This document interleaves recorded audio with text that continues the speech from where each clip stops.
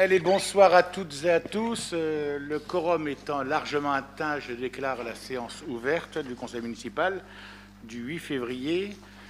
Je vous prie de bien vouloir excuser Madame Sylvie Masson qui a donné pouvoir à Madame Devy, Madame Joëlle Langonier qui a donné pouvoir à Monsieur Dapremont, Monsieur Pascal Baldo qui a donné pouvoir à Monsieur Demangeau, Monsieur Thierry Chevalot-Bérou qui a donné pouvoir à Monsieur Delaplace, Madame Stéphanie Perrard qui a donné pouvoir à Monsieur Van Gerdegom, Monsieur Voirnesson qui a donné pouvoir à Monsieur Averly, Monsieur Éric Culpa qui a donné pouvoir à Madame Brunin, Madame Mérieux qui a donné pouvoir à Monsieur Averly et Madame Laurie Bocahu qui a donné pouvoir à Madame Brunin. Donc, vous avez été toutes et tous destinataires des documents que nous allons étudier ce soir. Je voudrais vous souhaiter à toutes et à tous déjà la bienvenue. Voilà. Et puis, je pense que voilà, prenons soin de nous. Donc, il y a quelques collègues qui ne sont pas parmi nous parce que voilà, il y a le Covid qui sévit toujours. Là, il ne faut pas l'oublier. Bienvenue à la presse, Monsieur Petit. Je vois qu'il y a des spectateurs, c'est très bien, c'est très sympa. D'ailleurs, laissez la porte ouverte, s'il vous plaît, parce que il faut laisser la liberté aux gens de pouvoir rentrer comme ils le veulent. Et c'est très sympathique d'avoir du public qui vient assister au-delà de la retransmission donc, de nos débats à chaque conseil municipal. Donc je vous propose, pour entrer dans le vif du sujet, de désigner comme secrétaire des séances Madame Michèle Laranger. Merci. Y a-t-il dans cette proposition des oppositions, des abstentions? Adopté à l'unanimité, comme je le dis tout le temps. Bravo pour votre élection magistrale, Madame Laranger. Je vous propose de procéder à l'appel nominal, si vous voulez bien. Joseph Afribault. Présent. Sylvie Masson, pouvoir à Madame Devy. Michel Van Gerdegom. Pierrette Stévignon. Présent. Patrick Demangeau. Présent. Brigitte Lécaille. Présent. Christophe Grenier. Présent. Georgette Truchassou. Présent. Jean-Charles Dapremont. Présent. Marie-Josée Thomas. Présent. Joëlle Langonier, pouvoir à Monsieur Dapremont. Michèle Laranger, elle est là. Francine Richard. Présent. Pascal Baldo, pouvoir à Monsieur Demangeau. Thierry Chevalot, pouvoir à Monsieur Delaplace. Frédéric Paulet. Stéphanie Perrard, pouvoir à Monsieur Van Gerdegom. Stéphane Binet. Présent. Rachel Devy. Présent. Franck Dupont. Présent. Michel Mercier. Présent. Mathieu Deris. Présent.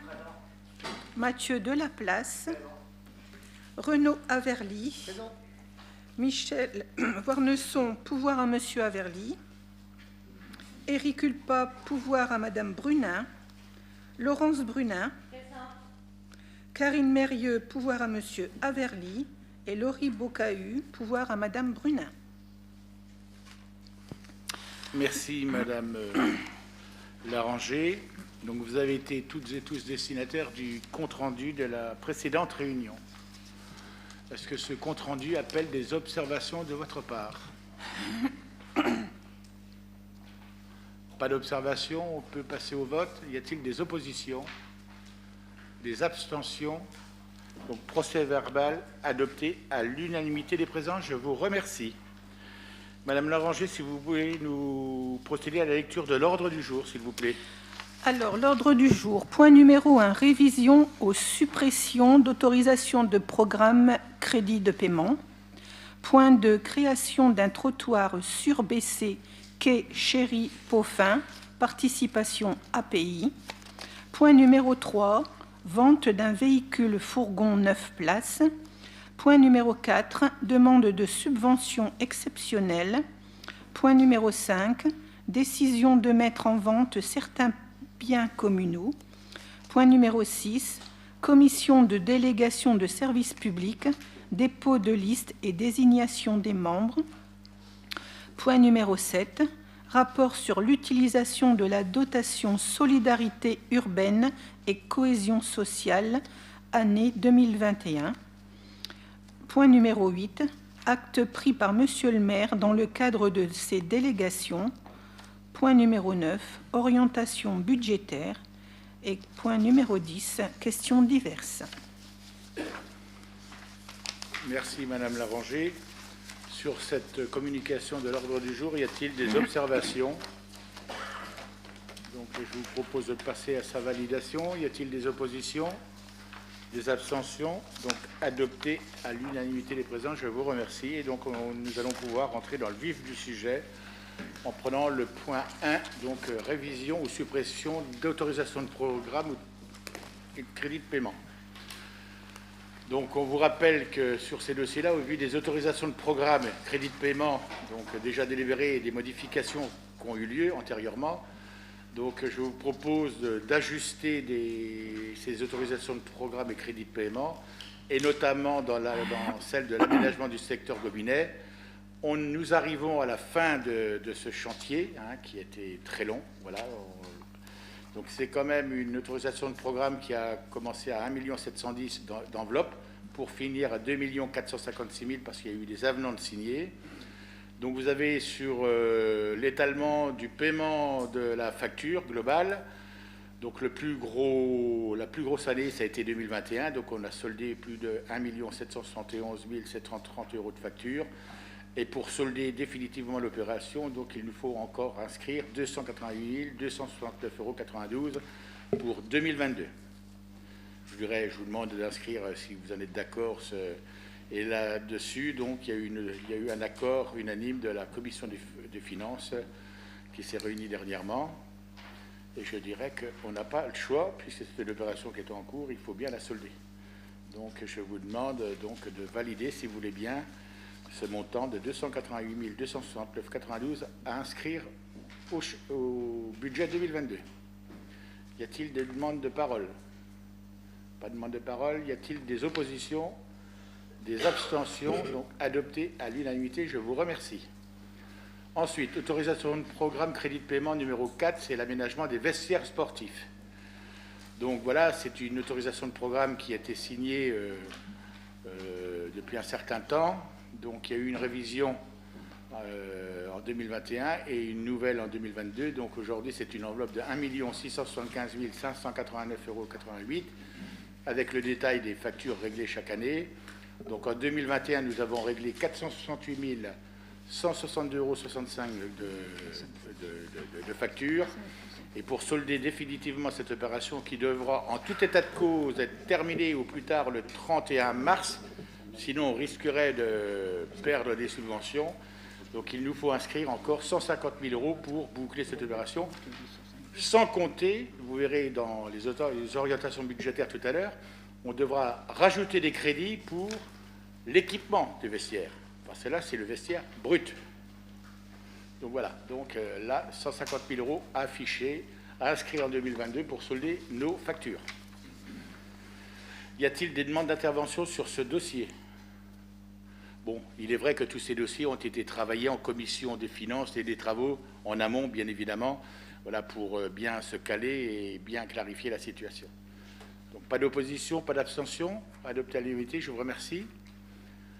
Révision, autorisation de programme crédit de paiement, donc traitement urbain des espaces publics Paroche. Pareil, c'est un dossier aussi donc, de 575 220,64 €. Donc en 2021, nous avons réglé les soldes de facture de 88 325,51 €. Et je vous demande d'inscrire 5 000 € en 2022. C'est pour rembourser la caution qui avait été retenue pour le chapitre espace vert pour les reprises. Voilà, donc voilà, 5 000 € et on ne parlera plus de la rue Bizet. Des demandes d'intervention? Pas d'opposition, pas d'abstention, je vous remercie. Donc là, c'était la clôture. Là, c'est les clôtures définitives d'autorisation de programme crédit de paiement. Là, c'est l'aménagement du secteur gare.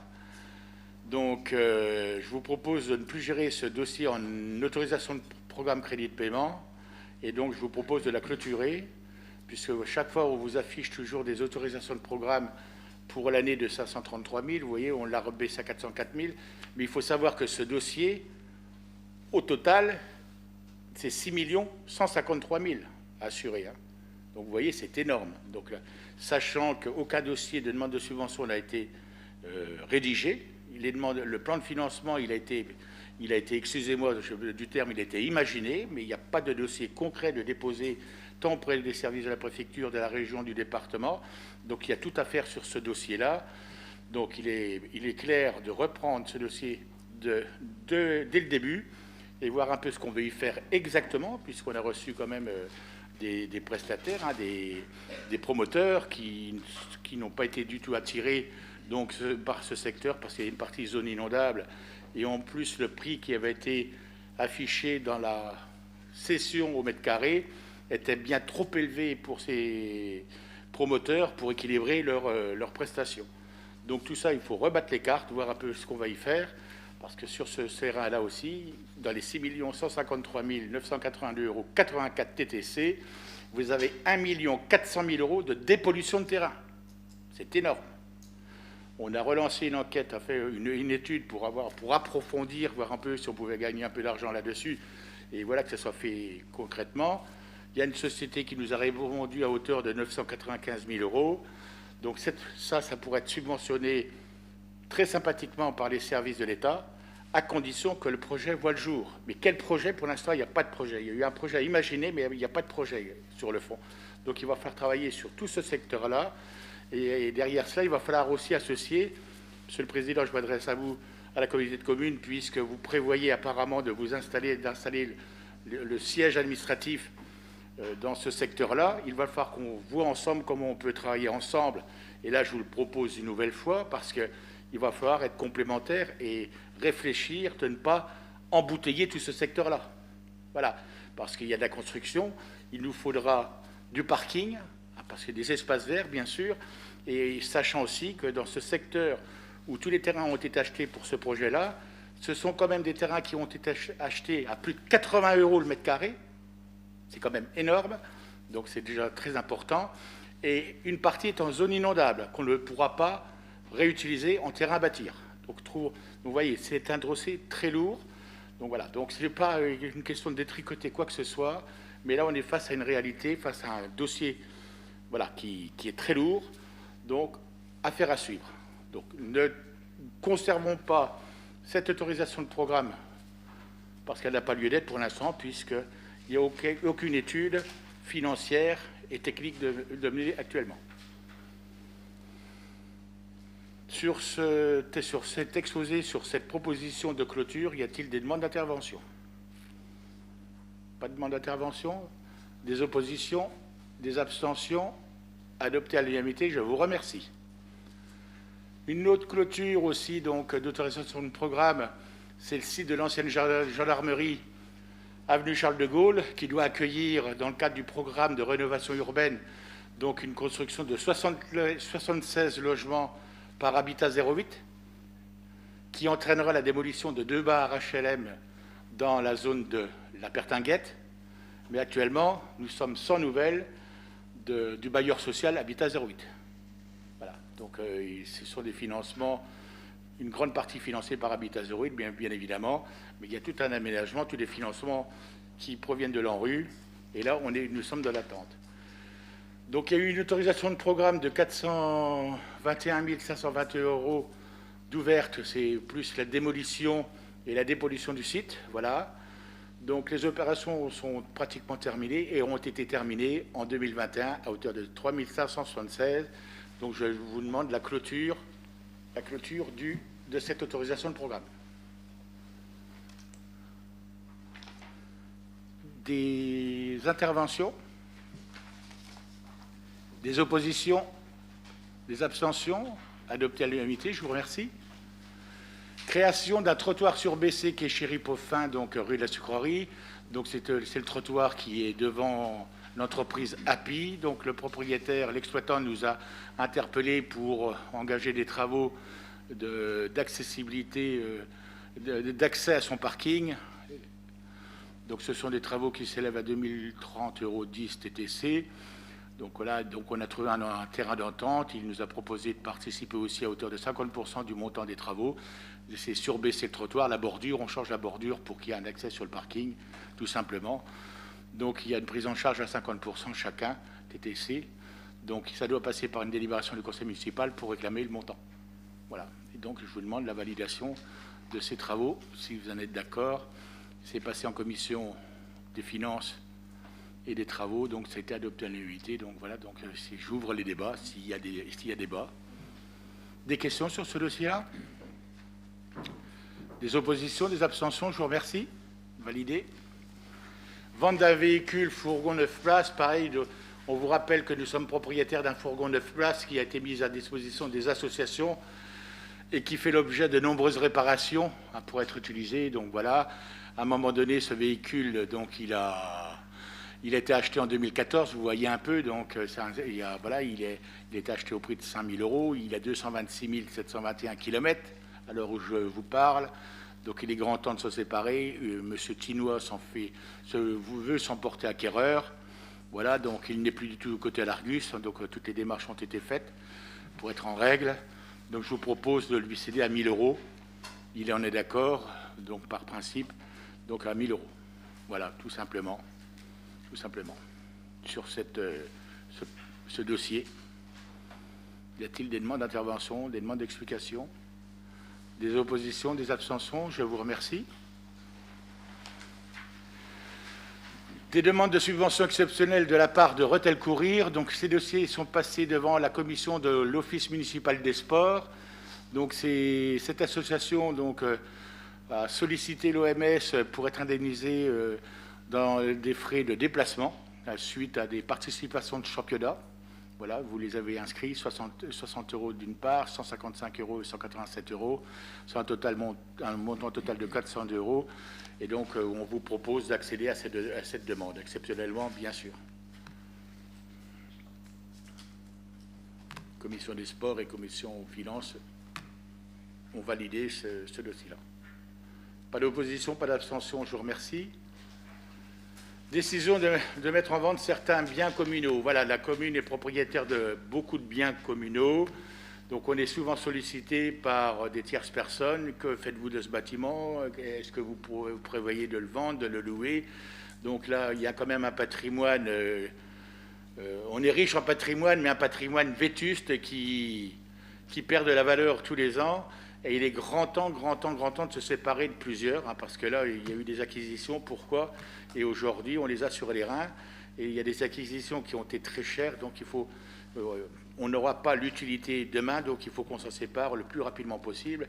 C'est pour ça que ça permettra aux adjoints aussi, qui sont régulièrement sur le terrain, de pouvoir répondre à des demandes ou à des questionnements. Voilà, que faites-vous de ces propriétés-là? On va les passer en revue.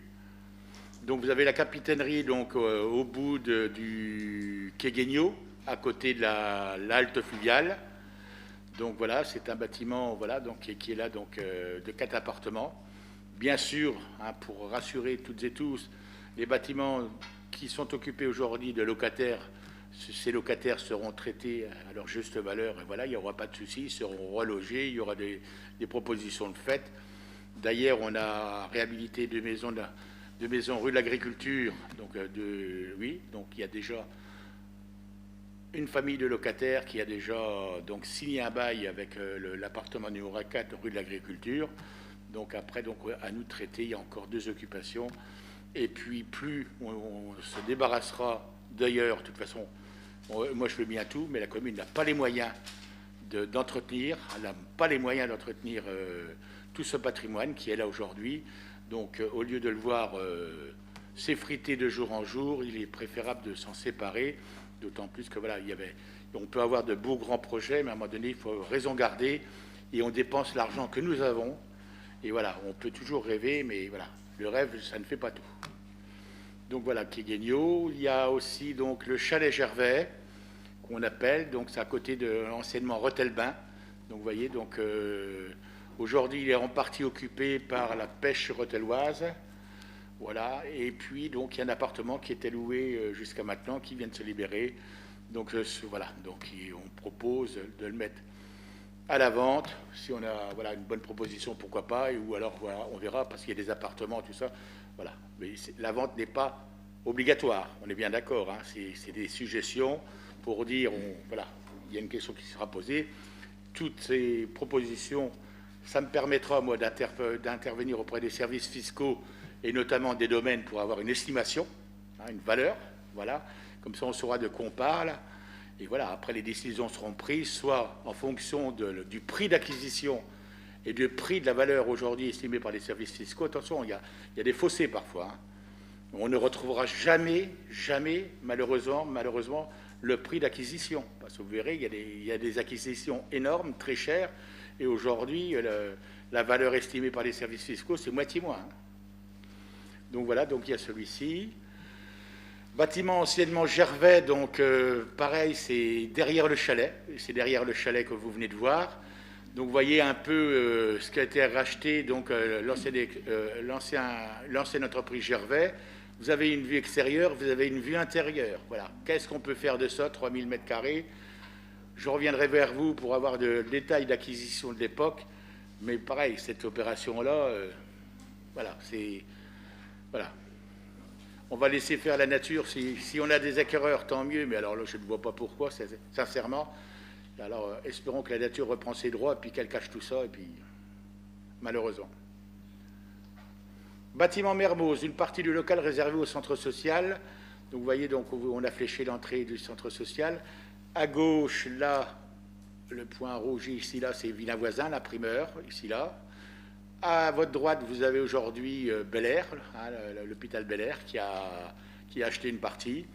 Le centre est vacant, propriété de la ville, qui donne derrière, sur la rue Gobinet, et je ne sais pas si vous avez déjà remarqué, vous avez un quai de chargement.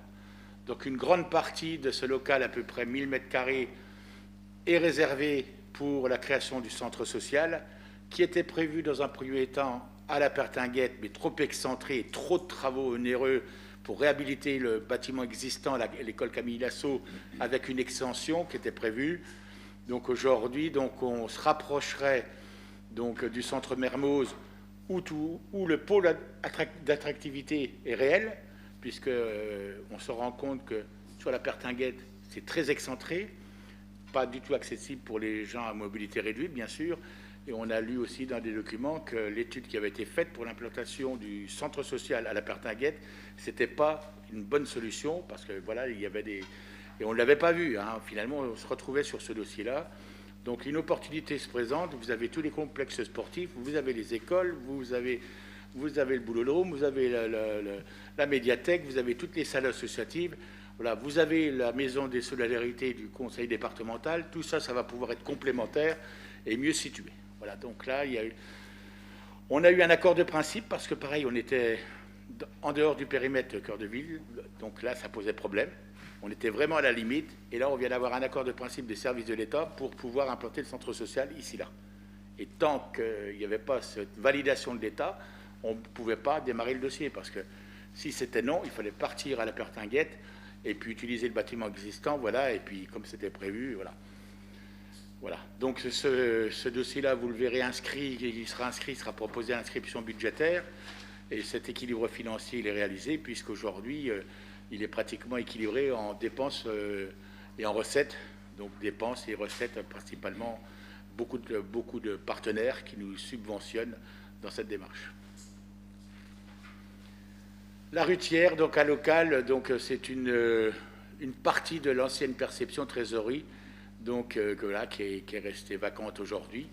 Vous avez son entrée, donc là vous avez l'entrée en venant du parking de la copropriété Rutière, hein, et là c'est l'entrée du local qui est très bien. Il y a à peu près 80 m², c'est ça, voilà, 80 m², si on peut s'en défaire, pourquoi pas. Voilà. Vous avez la ferme Bonnier. Oui, c'est ça, Bonnier, je l'ai bien dit pour une fois. Donc la maison d'habitation qui est occupée par 2 associations actuellement, le Vélo Club Bretellois et le Roller Hockey. Vous avez toute la grange et son hangar qui est là, qui jouxte finalement cette maison-là. Donc pareil, ça a été une propriété qui a été achetée en trois démarches. La première, c'était pour couper le virage, pour rendre de l'aisance dans ce virage qui était à l'angle droit. La deuxième, voilà, ben, c'était pour compléter, dire on a commencé à acheter, on achète, et puis on a acheté tout. Mais le problème aujourd'hui, c'est qu'on a acheté ça 350 000 euros, 350 000 euros, et on ne pourra revendre éventuellement qu'à 200 000 euros. Hein? Et encore, parce qu'en plus, on est dans le périmètre qui va bien. Cette petite maisonnette baraquement qui sort à la sortie de Rethel, direction Pargny-Resson, sur la gauche. Pareil, il y a une maison de 25 mètres carrés avec un terrain de 2700 mètres carrés environ. Donc ceci, il faut enlever le parking, hein, qui est un parking sur le long du terrain. Donc pareil, aujourd'hui, ce baraquement est voué à la démolition, bien évidemment, et recéder le terrain en terrain bâtir, puisque dans le périmètre de terrain bâtir, pourquoi pas, et voilà, et faire quelque chose de propre ici, là. Oui. Cayenne. Donc c'est le grand bâtiment que vous voyez quand vous prenez l'avenue Charles de Gaulle, l'entreprise ATV et l'entreprise Brimont Surplis. Donc vous voyez en bas de l'avenue Charles de Gaulle pour aller sur Novion et la rue de la Libération. Donc le problème dans ce secteur-là, c'est qu'il aurait fallu avoir une vue d'ensemble. Parce que finalement, ce bâtiment, il est excentré, il est ceinturé par le propriétaire de derrière, au pied du mur, hein, il n'y a pas de terrain autour, hein, par Brimont, on va dire la maison Surplis Brimont, par ATV devant, voilà, et ATV, le seul accès, c'est par l'avenue Charles de Gaulle, en allant sur la route des Clis. Mais vous n'avez que l'entrée sur 20 mètres. C'est propriété communale. Ensuite, il faut une servitude pour avoir accès au terrain, pour avoir accès à ce bâtiment. Ce bâtiment, aujourd'hui, est dans un état délabrement, vous voyez. Donc, il y a la toiture qui a lâché. Ça, c'est déjà effondré. Donc là, c'est étayé pour l'instant. Donc là, nous sommes avec des architectes pour voir un peu ce qu'on peut faire. Non pas pour reconstruire, bien sûr, pour démolir. Il y a comme... Donc pareil, c'est un bâtiment qui a été acheté, je ne sais plus combien. Il y a eu un projet dessus qui n'a jamais abouti, qui n'a jamais été suivi, parce que nous avons reçu avec Madame Masson la société ATV qui nous a présenté le projet et qui est resté en plan, pourquoi on ne sait pas. Voilà, donc il était prévu du coworking dans ces bâtiments-là. Je crois que M. Averly, il a travaillé sur ce dossier-là. Et aujourd'hui, voilà, tout ça c'est resté lettre morte. Aujourd'hui, ce bâtiment, il menace ruine. Donc danger, donc à nous trouver des solutions pour se défaire de ce bâtiment. Voilà, donc ça c'est vraiment une épine. On a reçu un devis de démolition de 250 000 euros. Vous voyez un peu déjà, rien que pour la démolition. Vous imaginez un peu, voilà. Donc affaire à suivre forcément donc, sur ce dossier-là. Ensuite... Voilà. Donc, je vous propose, c'est de m'autoriser donc à engager les démarches, les estimations des domaines, la publicité, voilà, sur certains dossiers, voilà, pour avoir un peu une photographie de l'existant, la valeur existante, et puis voilà.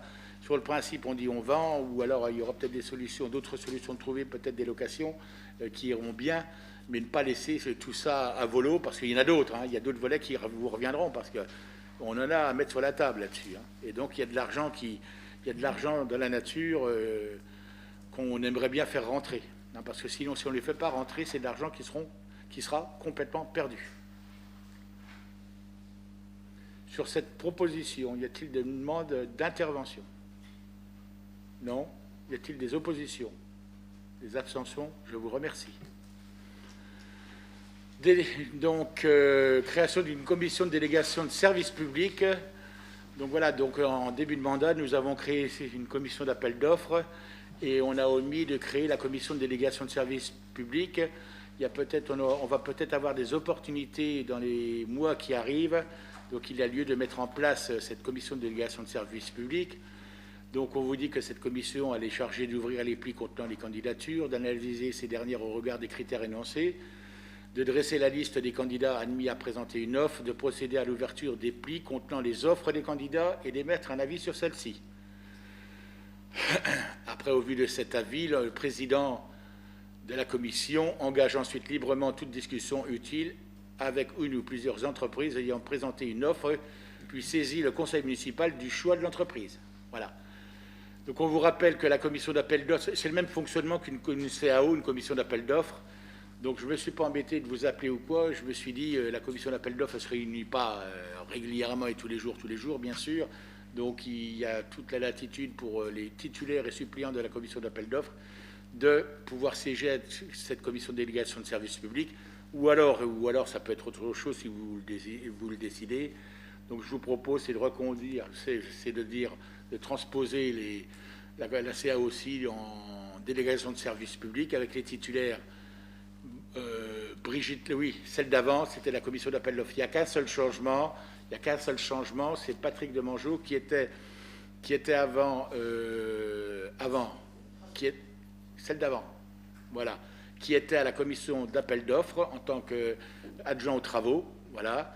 Aujourd'hui, donc, si vous passez de l'autre côté, Angélique, donc on l'a retiré pour mettre Christophe Grenier, puisque c'est lui qui est l'adjoint aux travaux aujourd'hui.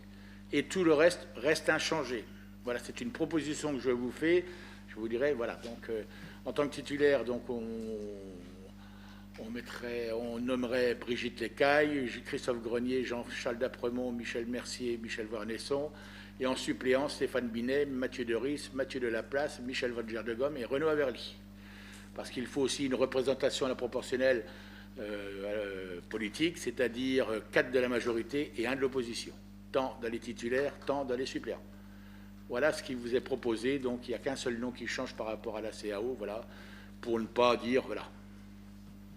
Est-ce qu'il y a d'autres propositions qui sont faites, ou est-ce qu'il y en a qui ne veulent pas éventuellement siéger, hein. Et je vous dirais, vous n'allez pas être appelé 50 fois. Hein. Non, pas de demande d'intervention, donc je pense qu'on a bien réfléchi, on a bien vu. Donc, des oppositions, des abstentions, donc adopté à l'unanimité, je vous remercie. Le rapport sur l'utilisation de la dotation solidarité urbaine et cohésion sociale, donc pour l'année 2021. Chaque année, ce rapport, vous le voyez. Donc, on vous rappelle que la ville de Rethel a perçu une somme de 332 108 € pour l'année 2021. Il nous faut justifier son utilisation, voilà, à savoir, voilà. En 2021, donc, elle a servi à la participation aux frais de fonctionnement du CCS, à l'aménagement du quartier secteur rue Gobinet, à la réhabilitation secteur Pertinguette et Camille Lasso, l'entretien, mise en sécurité et mise en conformité des bâtiments publics, l'entretien des voies et réseaux et l'embellissement de la ville. Voilà l'utilisation qui a été faite sur cette enveloppe. Voilà donc qu'il a fallu justifier et remettre bien sûr au service de la préfecture. C'est une communication bien sûr dont acte. Pas de demande d'intervention, pas d'opposition, pas d'abstention, je vous remercie. Donc les actes pris par le maire dans le cadre de ces délégations, donc la délégation qu'il reçoit en début de mandat. Donc on vous rappelle, voilà, donc fixer les rémunérations, régler les frais d'honoraires et avocats, honoraires, notaires, huissiers et justice et experts, voilà. Prononcer la délivrance de la reprise des concessions dans les cimetières, donc 3 nouvelles concessions, 3 renouvellements, une nouvelle pyramide, c'est le columbarium, voilà.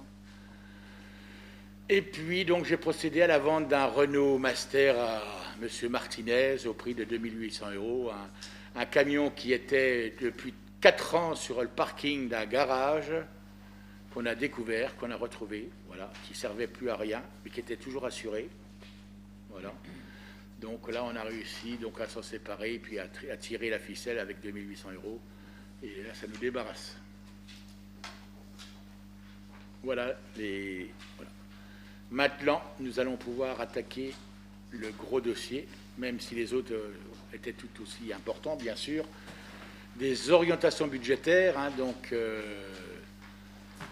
on vous rappelle que l'action des collectivités territoriales est principalement conditionnée par le vote de leur budget annuel. Leur cycle budgétaire est rythmé par la prise de nombreuses décisions le débat d'orientation budgétaire, les DOB, constitue la première étape de ce cycle, sachant que sur ce dossier de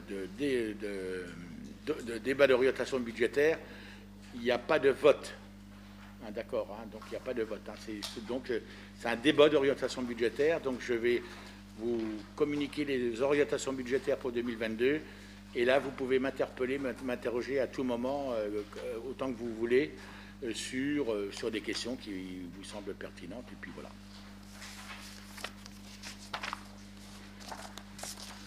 Mais on y va. Alors, il est là. Il est là et là. Je vais enlever ça. Comme ça, je ne vais pas me mélanger.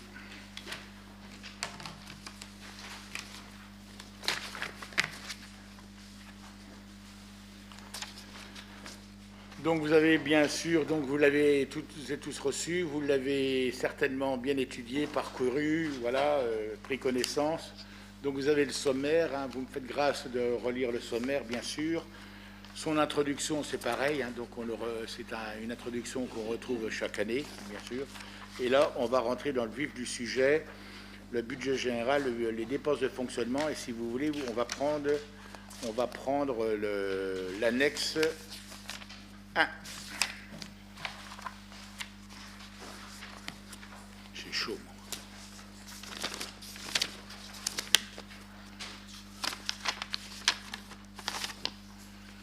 L'annexe 1.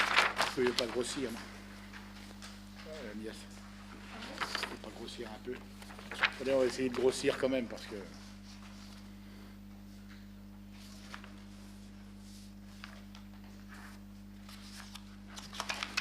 Donc, je ne vais pas vous relire tout le document. Hein. Donc, il y a un document qui est assez chargé, bien sûr. Hein. Donc, on vous rappelle, voilà,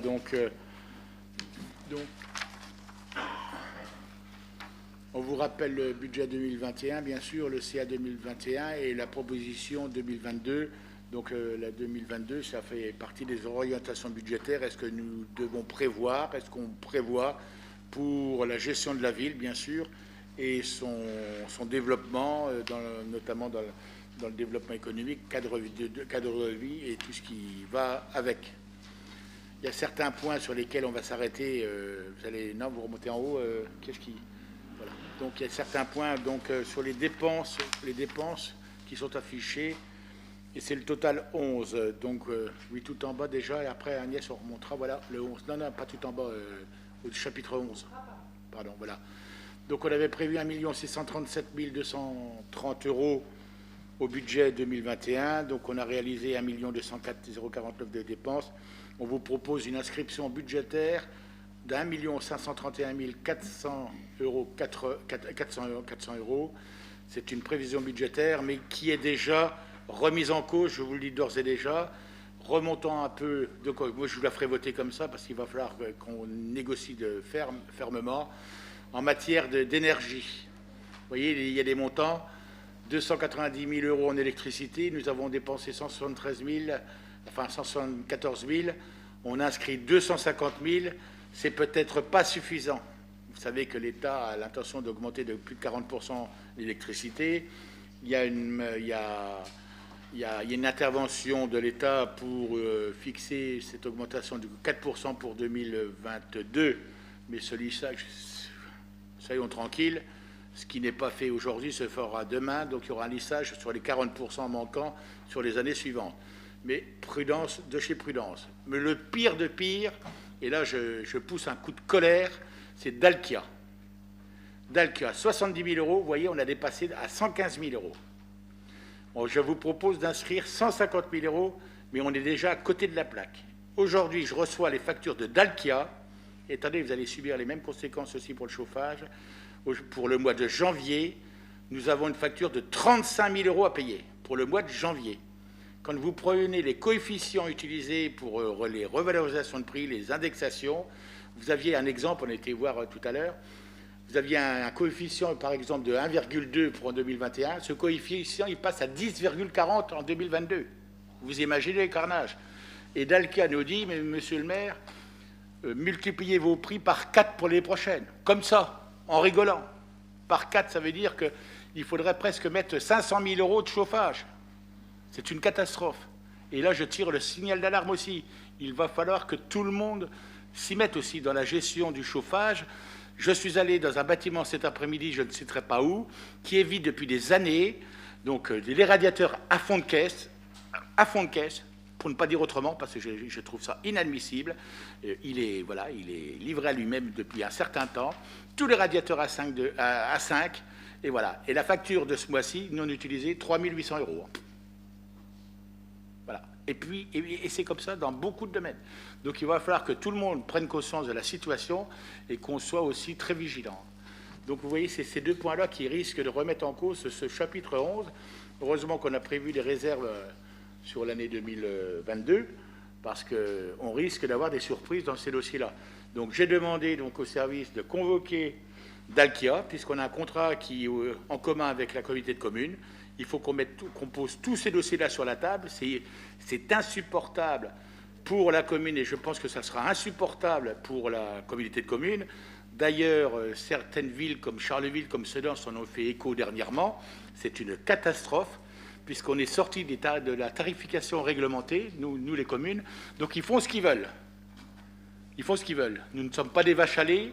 Une commune doit être respectée comme tout le monde. Voilà, parce que ça devient quelque chose de fou. Alors, toutes les économies qu'on a pu faire sur l'année 2021, ça va être, excusez-moi, je vais dire le mot, prélevé par des escrocs. À un moment donné, ça suffit maintenant. Il va falloir que tout le monde monte au créneau. On ne peut pas laisser faire ça comme ça. Sinon, on va tous à l'échec. Attendez, l'électricité, le chauffage et tout ce qui suit derrière, qu'est-ce qu'on fait derrière? Sur ce, voilà, donc, après, donc, vous voyez, sur cet article, sur ce chapitre 11, vous voyez, il y a, comment je vais dire moi, il n'y a pas grande évolution, entretien, réparation et réparation de réseau. Ça, c'est toujours ce contrat de performance énergétique qui nous lie avec une entreprise locale, bien sûr, hein, donc, qui a été signé à la veille des élections, je le redis, parce qu'on ne l'honore pas. Attention, on n'est pas dans les règles, mais on ne peut pas l'honorer, malheureusement, parce qu'on n'a pas les fonds, puisque c'est un contrat qui a été signé pour 6 ans, à hauteur de 6 millions d'euros TTC, et à raison d'1 million d'euros de dépenses par an. Moi, je veux bien tout, mais les finances, on ne les a pas. Je vous rappellerai quand même simplement, quand on a pris le budget au 1er janvier 2021, on avait 160 000 € dans les caisses. On n'avait pas suffisamment d'argent pour payer les salaires, puisqu'il en fallait 200 000. Voilà. Moi, je veux bien tout, à un moment donné. Je ne peux pas les inventer. Je ne peux pas les inventer. Même s'il y a des enveloppes, je ne sais pas où elles sont. C'est un petit clin d'œil que je fais en même temps. Voilà.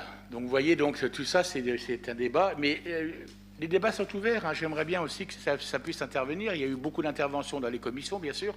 Mais ça peut aussi, de nouveau, intervenir en séance publique. Hein. Ça mettrait un peu de l'ambiance dans tous ces chiffres-là, parce que, waouh! Fête de Sainte-Anne, on a réinscrit le même montant, bien sûr, parce que le Fête de Sainte-Anne, donc on n'a pas eu à l'organiser depuis 2 ans. Donc, de la première année que nous avons pris nos fonctions, ça a été une année de Covid, avec une jauge à 5 000, donc ça a été très compliqué. Et puis la deuxième, elle n'a pas eu lieu du tout, suite aux inondations. Donc, voilà, donc en espérant que cette année, on va pouvoir fêter la 250e fête de Sainte-Anne. Ça sera réellement la 250e qu'on fêtera, puisque celle de l'année dernière était annulée.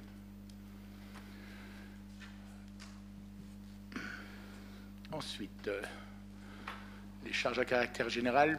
Ensuite, on va passer un peu au personnel, charges de personnel. Donc 2 656, 2 551 et 2 790 000 de prévus. Donc en ce qui concerne pour les charges de personnel, donc je vous rappelle dans ce dossier-là, je vous l'écris, hein, que ça a été une année de transition qui aura permis d'étudier et d'estimer les besoins en personnel nécessaires au bon fonctionnement des services municipaux dans le cadre des axes de sa politique en ressources humaines, donc la ville. Donc on a concrétisé la mise en place d'un comité technique commun ville de Rethel CCAS. Nous avons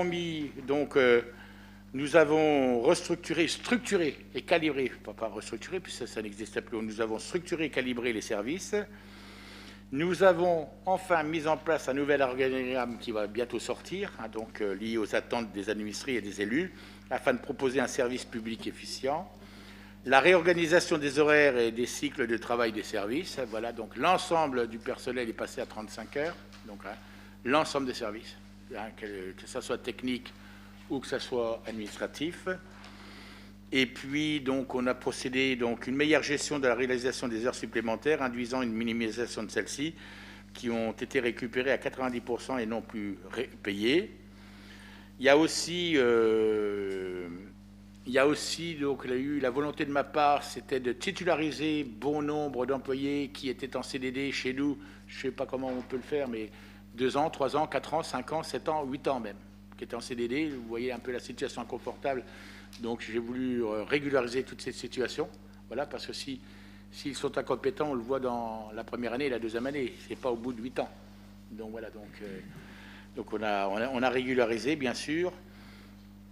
Donc on a ouvert des postes en 2020 pour positionner les agents de la ville et qui avaient été affectés au service commun de la communauté de communes. Dans un second temps, courant 2021, il s'agit d'affiner et d'estimer les besoins personnels nécessaires au bon fonctionnement des services municipaux dans le respect des contraintes financières que la ville connaît, bien sûr. Et de ce fait, il était urgent de ne pas se presser et certains recrutements prévus n'ont pas été réalisés. Pareil, j'avais demandé, c'est pas de sous-embaucher. Et je voulais voir un peu poser les structures, les services, et voir un peu les besoins réels, qu'on n'embauche pas pour dire il faut embaucher, puis derrière on demande aux gens de partir. Donc c'est vrai qu'il y a des services qui ont souffert par manque de personnel dans certains domaines, et aujourd'hui on régularise les situations en fonction des besoins réels. Il y a des services qui ont été complètement restructurés, des services qui étaient à 5 qui sont à 2 aujourd'hui, ça suffit. Et voilà, il y a des services qui étaient à 3 qui sont passés à 5. Il le fallait, vous voyez un peu, donc il fallait rebattre les cartes sereinement. Et donc là, donc en recrutement, c'est pareil, donc on a été prudent aussi. Et là, on vient de recruter fin d'année 3 personnes pour les services de bâtiment, des professionnels, puisque la volonté aussi de la commune, c'est de réhabiliter, rénover son patrimoine qui a pris du retard. Et voilà, et ces 3 personnes-là, j'en suis convaincu, vont nous aider à gagner cette démarche.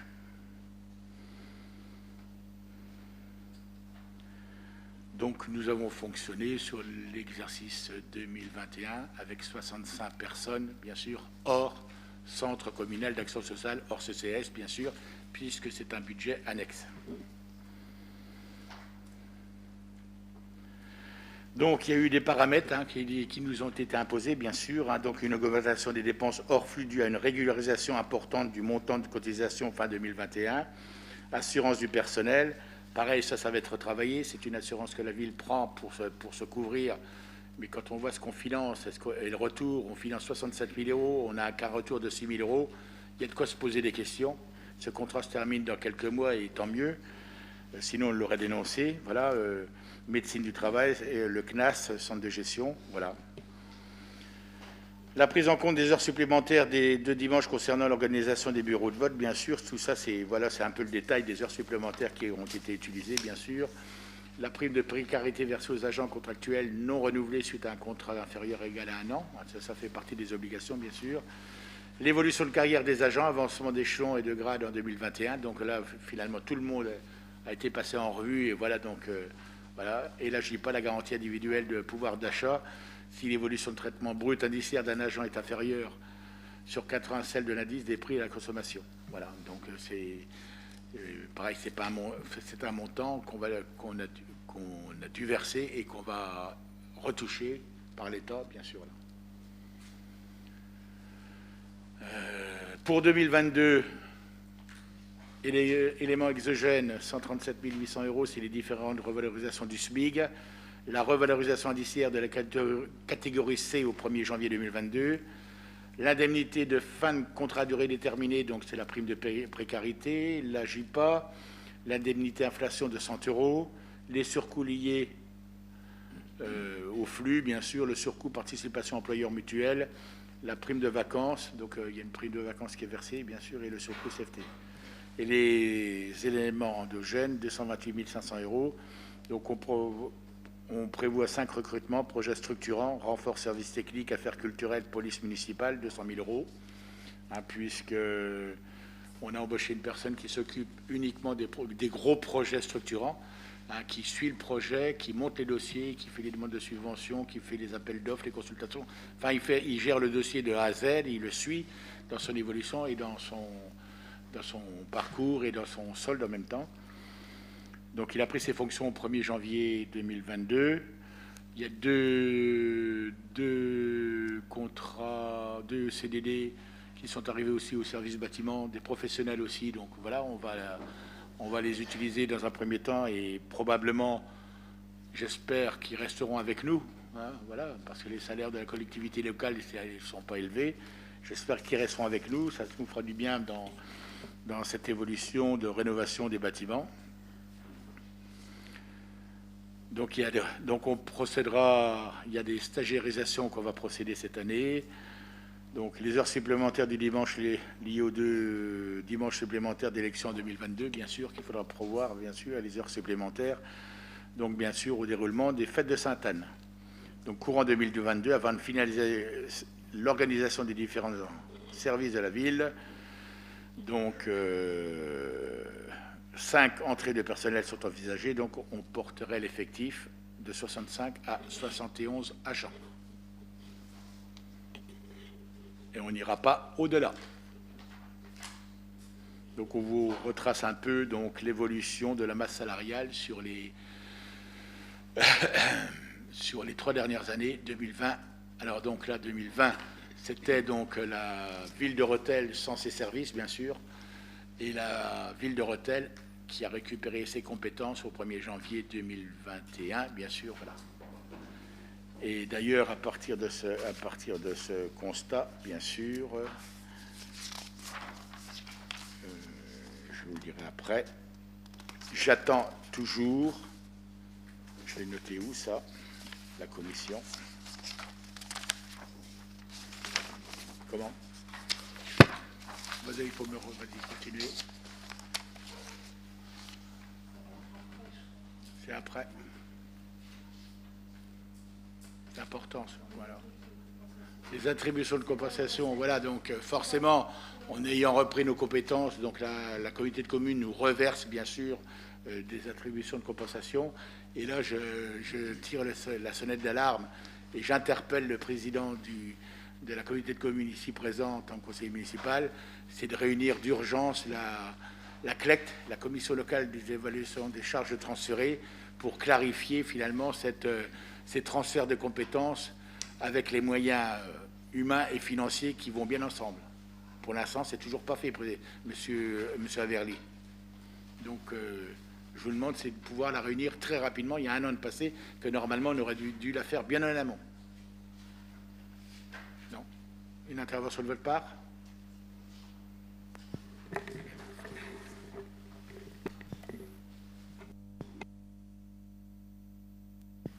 Bon, je vais enlever ça, ce sera peut-être plus simple.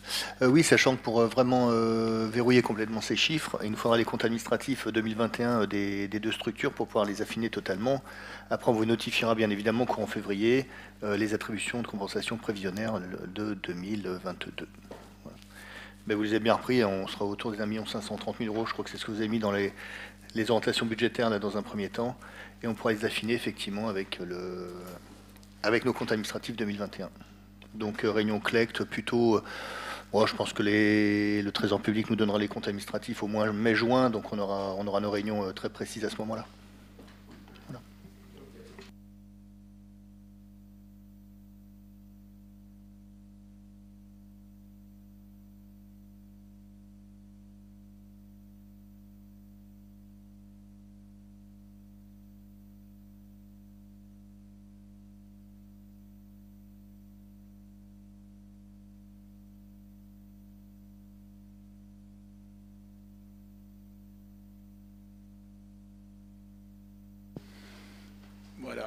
chapitre 60, sur 14, 65, en dessous. C'est la souris qui ne veut pas aller. Donc 1 335 000, 1 280 000 prévu, 1 236 000 d'inscriptions budgétaires. Donc principalement, donc vous avez les cotisations, donc vous avez les élus, l'indemnité du maire et des adjoints bien sûr. Vous avez aussi les cotisations au SDIS, hein, donc pareil, la subvention que nous allons verser au CCAS pour lui fonctionner, Centre communal d'action sociale.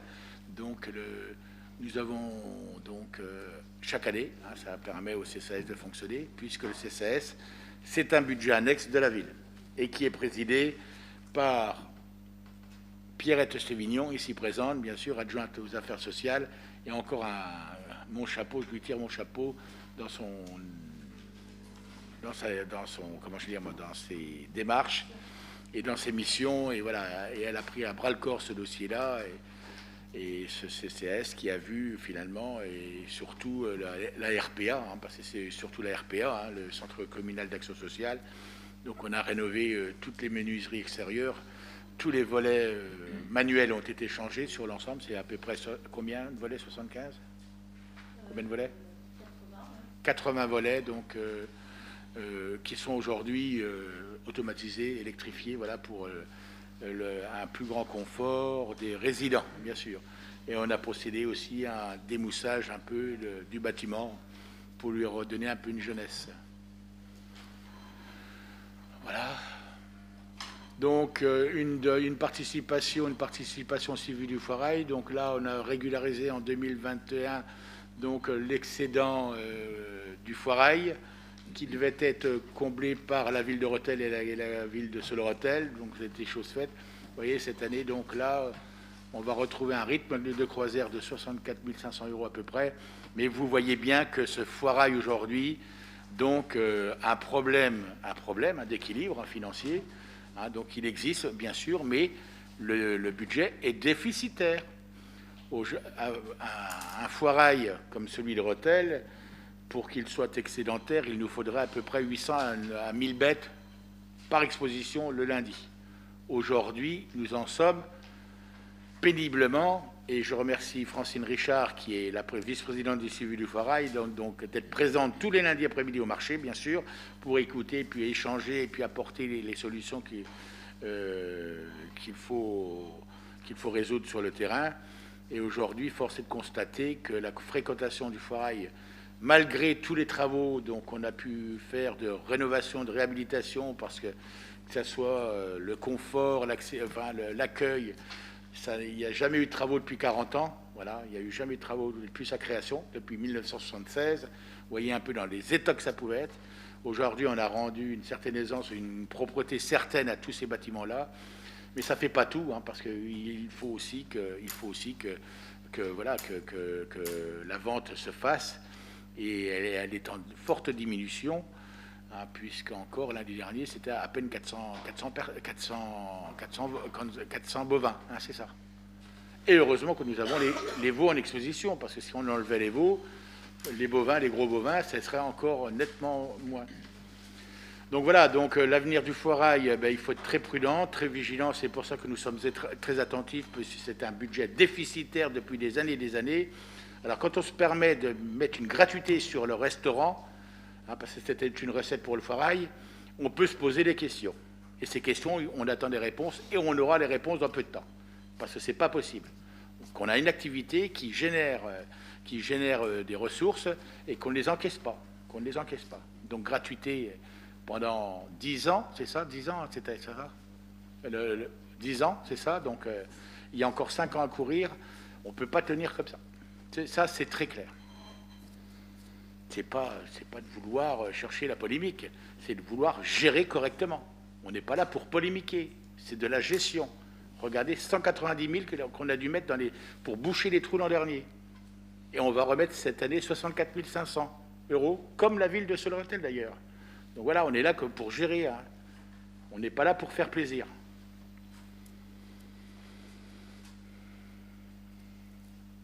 Les subventions aux associations, donc Donc ça ne bouge pas, donc 450 000 euros.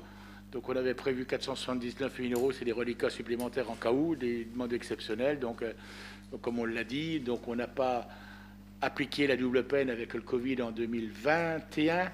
Donc on a reconduit pratiquement toutes les subventions au même niveau. Hein, voilà, et ça sera une proposition qui sera faite donc pour 2022, sachant que la commission des sports devra aussi se réunir pour répartir auprès de chaque association donc son enveloppe pour elle fonctionner. Ensuite, c'est les charges d'intérêt de la dette, donc 210 000 euros. Hein, donc on a encore à peu près 900 000 euros de capital à rembourser chaque année, ou pas loin d'1 million, et 210 000 euros, enfin 200 000 euros d'intérêt, voilà. Et malheureusement pour nous, on n'a pas d'emprunt qui se termine avant la fin de notre mandat. Donc on n'a pas d'aisance pour dire il y a un emprunt qui se termine, on va pouvoir resouscrire un emprunt pour faire quoi que ce soit. Donc voilà, donc si je ne m'abuse, le taux d'endettement, rappelez-moi par habitant, c'était combien, Michel? 1 000 euros, et nous en sommes à... Non, oui, nous, on est sommes à 1 000 euros, 750 euros pour une commune de notre strate. Donc, vous voyez, on est largement au-dessus. Donc, on nous avait prévenu, les services de la trésorerie nous avaient prévenu, attention, monsieur le maire, il y a des soucis, vous ne pouvez plus emprunter à l'heure actuelle. À nous de gérer au mieux, et puis de trouver des solutions pour ne pas mettre la ville dans le rouge, mais aussi, on est là aussi pour la faire avancer et la faire évoluer. Donc, tout le monde doit tirer dans le même sens. Donc, l'état de la dette, si vous voulez, on en parle, l'état de la dette, c'est l'annexe numéro 2. Voilà.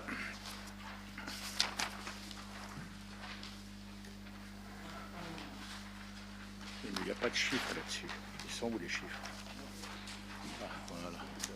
Alors c'est moi la 2, moi. Annexe 2, c'est pourquoi j'ai ça, moi. Donc voilà, comme je vous disais tout à l'heure, l'annuité pour cette année, non, c'est ça, 884 725,94 €, c'est ça? Voilà. Capital restant dû, donc au 1er janvier 2022, ça c'est 7 131 113 €. Et vous avez tout le détail sur le document qui vous va bien. Des questions sur ces dossiers-là?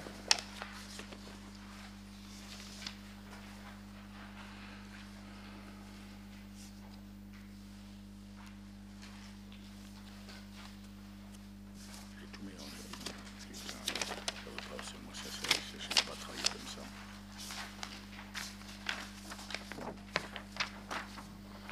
Ensuite, là, c'est après, on poursuit le 65. Donc les charges financières, c'est bon. La dette, c'est bon.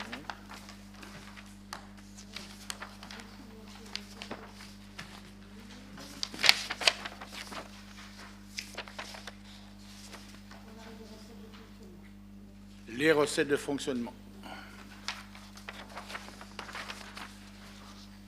C'est l'annexe. Comment?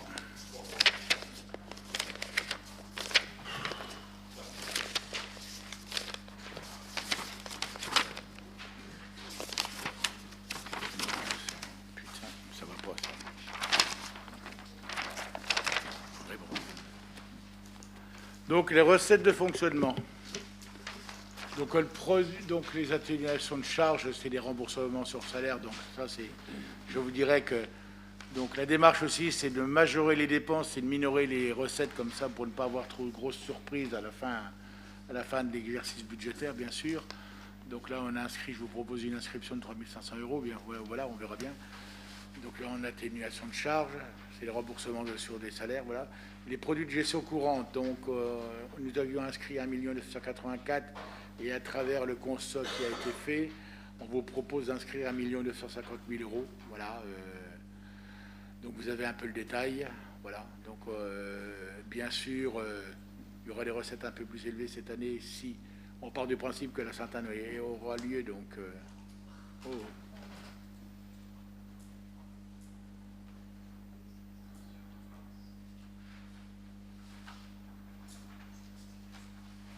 on est où là? Ça va pas? Ça marche pas? Si?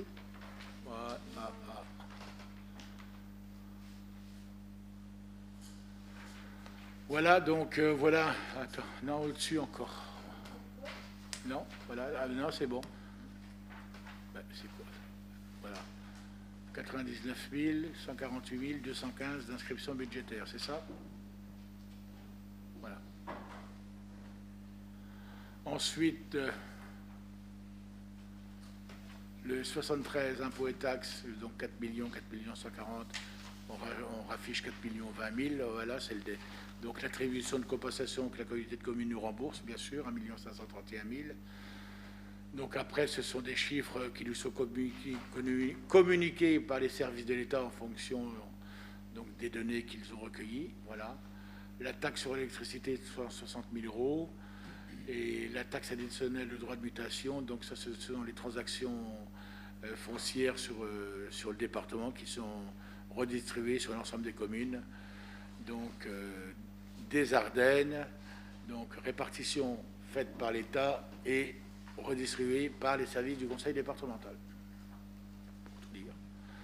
Ensuite, les dotations de fonctionnement, donc 2,6 millions, on vous propose d'inscrire, on a touché 2,7 millions, on vous propose de réinscrire 2 613 000, notamment la dotation globale de fonctionnement, la DGF, bien sûr. Après, les dotations de solidarité rurale, la DSU, comme on vous l'a dit tout à l'heure, les 310 000 euros. Voilà, après la péréquation, le fonds de compensation de TVA, donc c'est le fonds de compensation de TVA sur les opérations de fonctionnement sur lesquelles on peut récupérer la TVA, voilà. Et le fonds de compensation de la taxe foncière, 234 000 euros. Voilà, c'est les principales opérations. Ça, ce sont des dotations qu'on ne maîtrise plus aujourd'hui. Malheureusement, avec toutes ces décisions gouvernementales, de gauche comme de droite, je dirais, attention, c'est très clair, aujourd'hui, on a de moins en moins l'autonomie financière, l'autonomie fiscale. Hein. On dépend de plus en plus de dotations, ce qui est très, très dommage. Les autres produits de gestion courante, c'est les revenus des immeubles. Voilà, on affiche 64 500, donc soyons prudents aussi là-dessus. On préfère minimiser. Les produits après reste remboursement par le budget annexe. Donc, c'est le budget location qui nous rembourse une partie, donc 11 000 euros. Voilà. Et ensuite, produits exceptionnels, 7 000 euros. Voilà, donc c'est total réel. Donc, je vous proposerai en fonction de ce qu'on décidera, bien sûr, on a encore des travaux en commission des finances, d'inscrire 6 935 000 euros donc, de recettes. Voilà. Au total, donc, voilà, donc vous pouvez constater que finalement, l'exercice, on va peut-être faire aussi l'investissement aussi. Hein, comme ça, on parlera de l'excédent global de clôture après.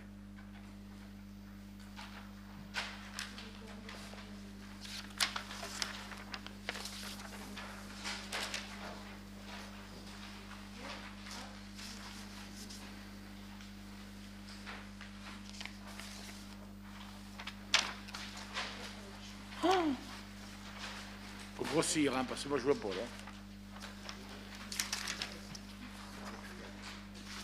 Pardon? Non,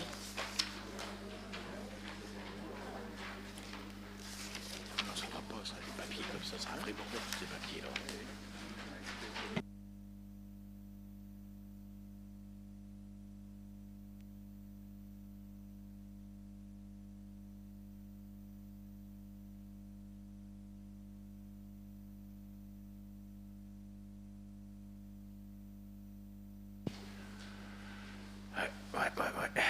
Dépenses d'investissement, donc création de passerelles, donc les propositions d'inscription budgétaire donc, qui ont déjà été discutées, bien évidemment, donc qui se concrétisent.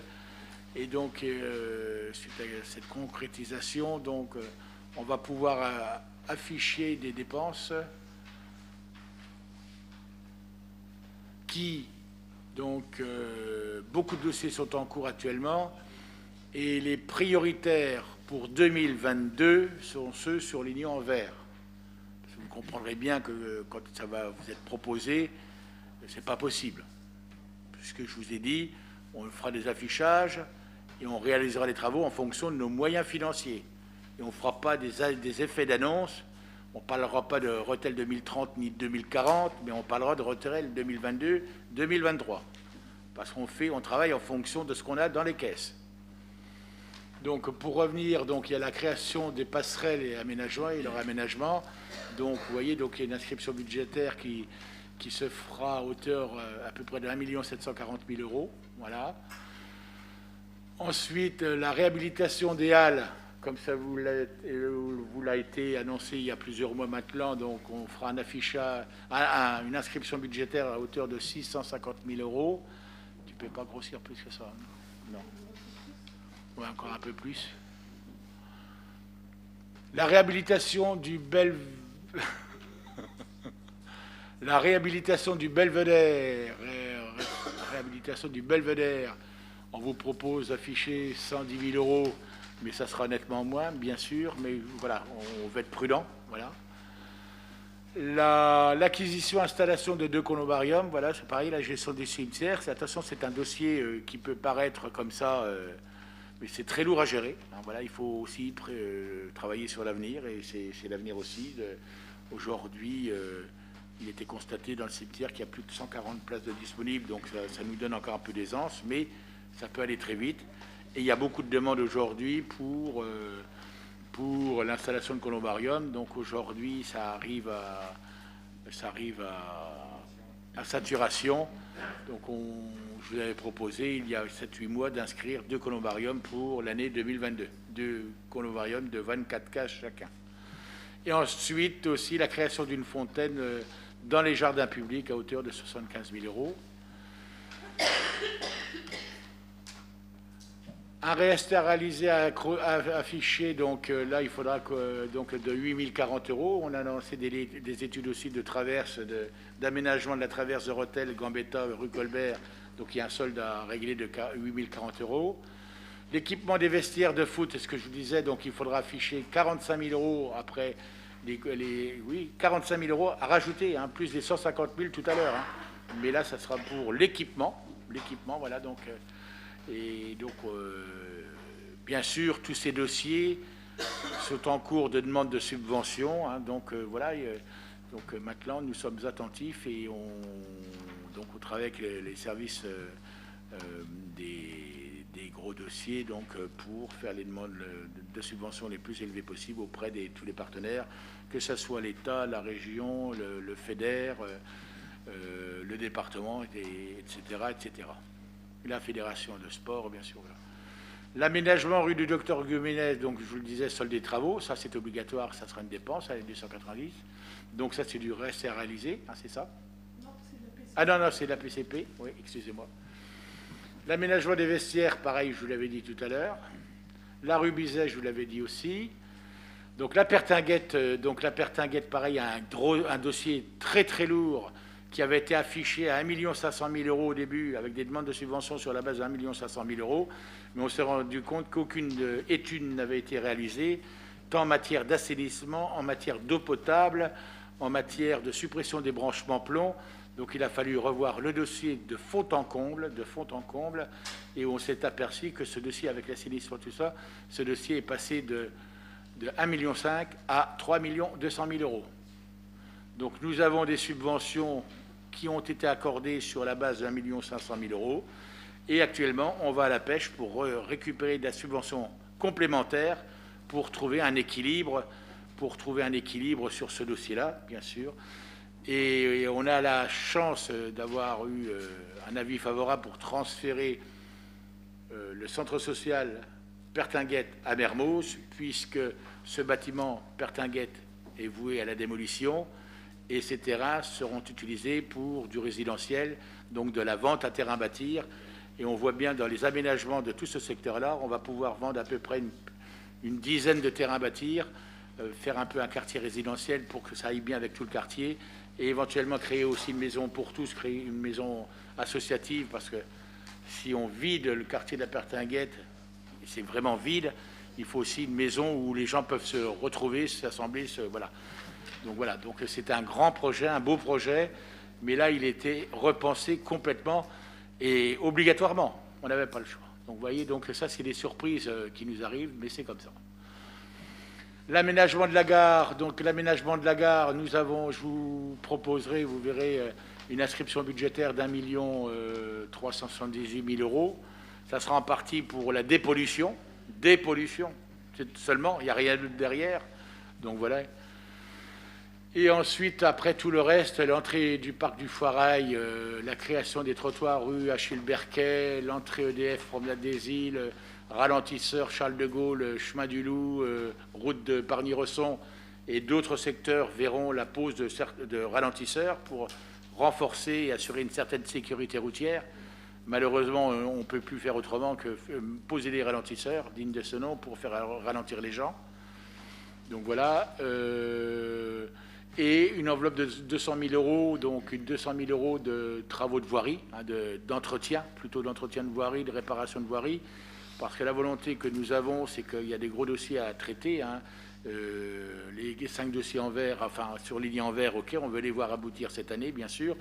Mais ensuite, on a aussi quand même la Pertinguette, le centre social, 2 autres dossiers assez importants. Mais après, on veut s'affairer au réseau routier, parce que on l'avait annoncé en début 2021. Nous avons lancé une étude de l'état du réseau routier de la ville de Rethel intramuros. Donc plus de 49 km, 49 km de voirie, bien sûr, avec un état de chaque voirie qui a été constaté par ce bureau d'études, avec un chiffrage aussi, par voirie aussi. Donc ce dossier, si on le regroupe complètement, c'est 50 millions €. Vous savez très bien que ce n'est pas réalisable. Donc il va falloir faire des choix à un moment donné.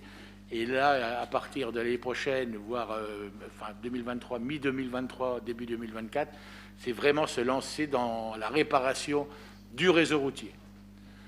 Et on compte bien dans l'entretien du patrimoine et notamment des bâtiments, c'est de dire aujourd'hui, nous avons du personnel qualifié, utilisons-le pour remettre aussi en état le patrimoine de la commune. Donc, on aura réglé cette année l'achat du bâtiment Resson. Bien sûr, on a acheté la propriété bâtiment Resson, donc à Resson, bien sûr, donc à monsieur et à madame Badré, c'est ça. Donc, il est prévu, donc là, nous sommes en possession du bâtiment maintenant. Ça y est, les actes ont été signés. Seulement là, il n'y a pas longtemps. Ce sont des démarches administratives très lourdes.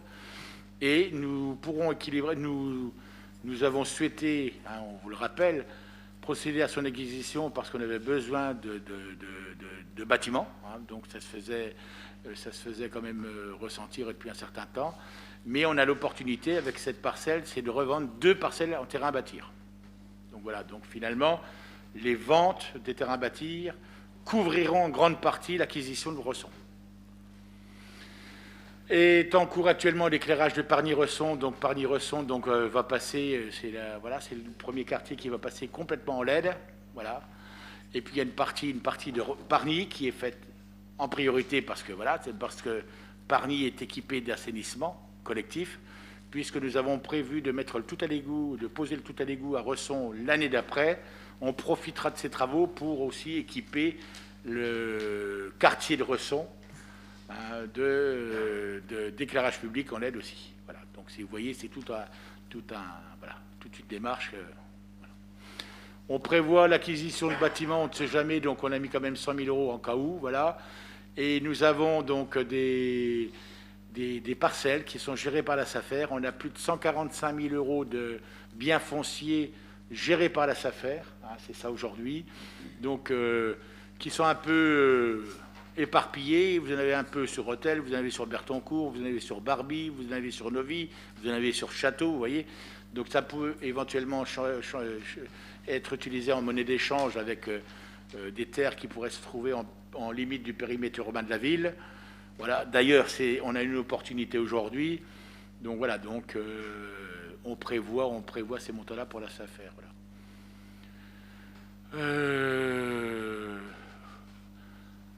Donc l'opération centre social, 1 445 000 € affichés. Donc qu'on vous demande d'afficher, vous verrez, c'est celui-ci qui est complètement équilibré aujourd'hui, puisqu'on a réussi à obtenir des subventions complémentaires, et un grand merci à la Caisse d'allocation familiale. Vous verrez que finalement, là, c'est du réel. Là. On peut annoncer 80% de subventions du réel. C'est pas de l'espérer, c'est pas du sollicité, c'est pas de l'attendu, c'est vraiment du réel. Les arrêtés de subvention sont signés. Voilà. Vous voyez donc de gros travaux, gros projets donc à réaliser, donc qu'on réalisera, mais en fonction, et seront voilà, planifiés dans le temps, en fonction de nos possibilités financières et pas plus. Voilà. Et il y a peut-être des projets qu'on supprimera parce qu'on ne peut pas le faire. C'est tout, on attendra. D'ailleurs, déjà, on est là aussi pour maîtriser la dette, parce que la dette, on peut toujours emprunter, hein, mais il faut la rembourser aussi. Qu'est-ce qu'il y a d'autre derrière? Donc après, voilà, donc vous avez le détail par service, hein, opération de communication. Alors c'est superposé là. Vous voyez les noms là non, il y a quelque chose là, Agnès. Ah, d'accord, voilà. Donc les opérations de centre social, donc opération communication, donc il y aura une proposition en fonction de nos besoins d'afficher 22 000 €. Sera revu aussi tout le parc des panneaux d'affichage dans la ville, on a dit qu'on appelle Sucette, ce parc est géré par Claire Chanel.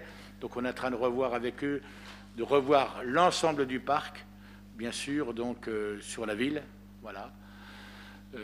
Qu'est-ce qu'il y a d'autre? Après, bon, c'est du matériel hein, dont on a besoin. Nous avons aussi quand même un point important. Nous, on a le parc des caméras donc aussi à gérer et à entretenir. Et ça, voilà, il va falloir qu'on trouve une solution pour signer une convention avec un partenaire pour la gestion de ce parc de caméras qui se chiffre aujourd'hui à 48 caméras. Hein. Donc, il nous faut aussi d'être prudents et d'avoir un parc de caméras digne de ce nom pour la surveillance, hein, pour la vidéoprotection, comme on l'appelle, donc qui nous est aussi très utile. L'opération culture, opération communication, opération culture, non, il y a... non. Voilà, bon, culture, parce que, attendez, il ne faut pas froisser les gens, parce qu'ils vont se dire, vache, ils ne mettent que 500 € pour la culture, c'est pas terrible, c'est pas terrible. On va y arriver, voilà, c'est des petites opérations. Donc opération police, donc on a un budget à peu près de 43 000 € qui sera affiché cette année. Donc je vous l'ai pas dit tout à l'heure, dans le personnel que je vous proposerai, donc un recrutement, c'est notamment à la police municipale, puisqu'on a restructuré tout le service, parce que ce service travaillait, donc ils étaient à 4. Il travaillait de 9h midi le matin, 14h, 18h l'après-midi. Un peu des heures de supermarché. Excusez-moi mon direct, mais c'était un peu ça. Donc j'estimais que là, on devait être plus présent, plus attentif, voilà. Et d'un commun accord, et d'ailleurs c'était proposé par le brigadier chef Marrero, c'était de travailler sur une autre plage horaire. Et cette plage horaire aujourd'hui s'étend de 8h du matin à 20h, sans interruption. Donc vous avez un groupe de 2 qui travaille de 8h à 15h, et le deuxième groupe de 2 de 11h à 20h. Et ils se retrouvent pendant midi, pendant 3 heures, pour échanger les dossiers et voilà, et s'expliquer sur des interventions, quelles qu'elles soient. Mais on se rend compte que derrière ça, derrière ce succès, c'est qu'on est gêné parce que quand il y a un malade, quand il y a des congés, quand il y a tout ça, ça ne fonctionne plus beaucoup, puisqu'il y a une équipe qui est amputée d'une personne, parce que la personne est absente. Donc elle ne peut pas sortir seule par mesure de sécurité, bien sûr. Donc là, il nous faut, si on veut avoir un service qui fonctionne très bien, avec un contrat d'objectivité, donc ils auront aussi, bien sûr.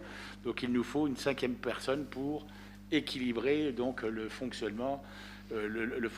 Parce qu'on s'aperçoit, c'est que je dirais que nuit et jour, ils sont appelés. Moi, donc je suis en liaison directe, puisque je suis leur responsable direct en tant que maire, officier de police judiciaire.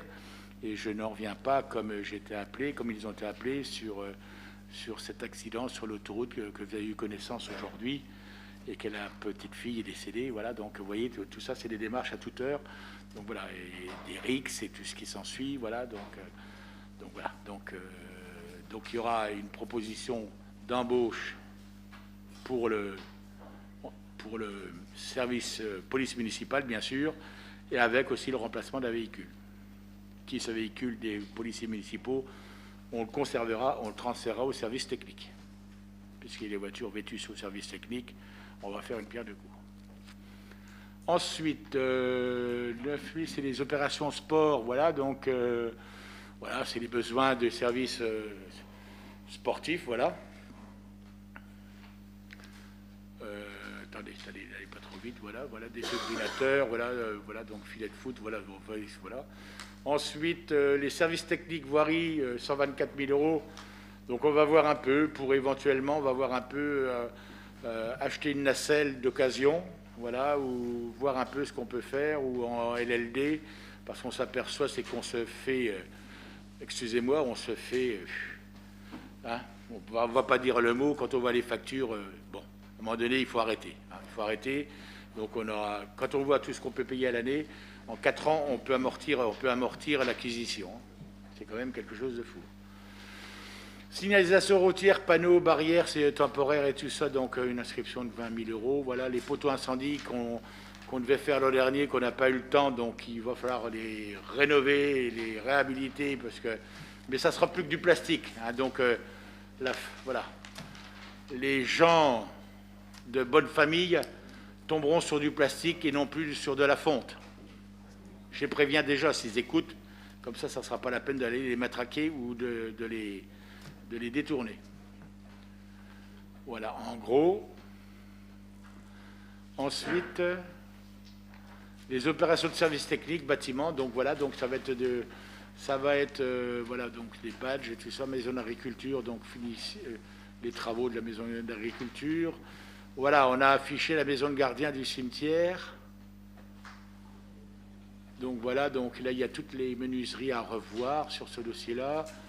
Donc Pargny-Resson aussi, les fenêtres avec l'isolation de la mairie, les toitures, remise à neuf de la terrasse de l'atmosphère, bien sûr, voilà, et puis des travaux divers de bâtiments, 50 000 €, voilà, pour redonner un peu de fraîcheur à tous ces bâtiments. 28 000 €, c'est les services techniques espaces verts, voilà, donc c'est des besoins, hein, voilà, pour nos agents de la voirie, et je crois qu'on peut leur tirer un grand chapeau dans l'entretien et dans le fleurissement, on peut leur tirer un grand chapeau, un grand bravo, d'ailleurs à toute l'équipe des services techniques, quel qu'il soit d'ailleurs.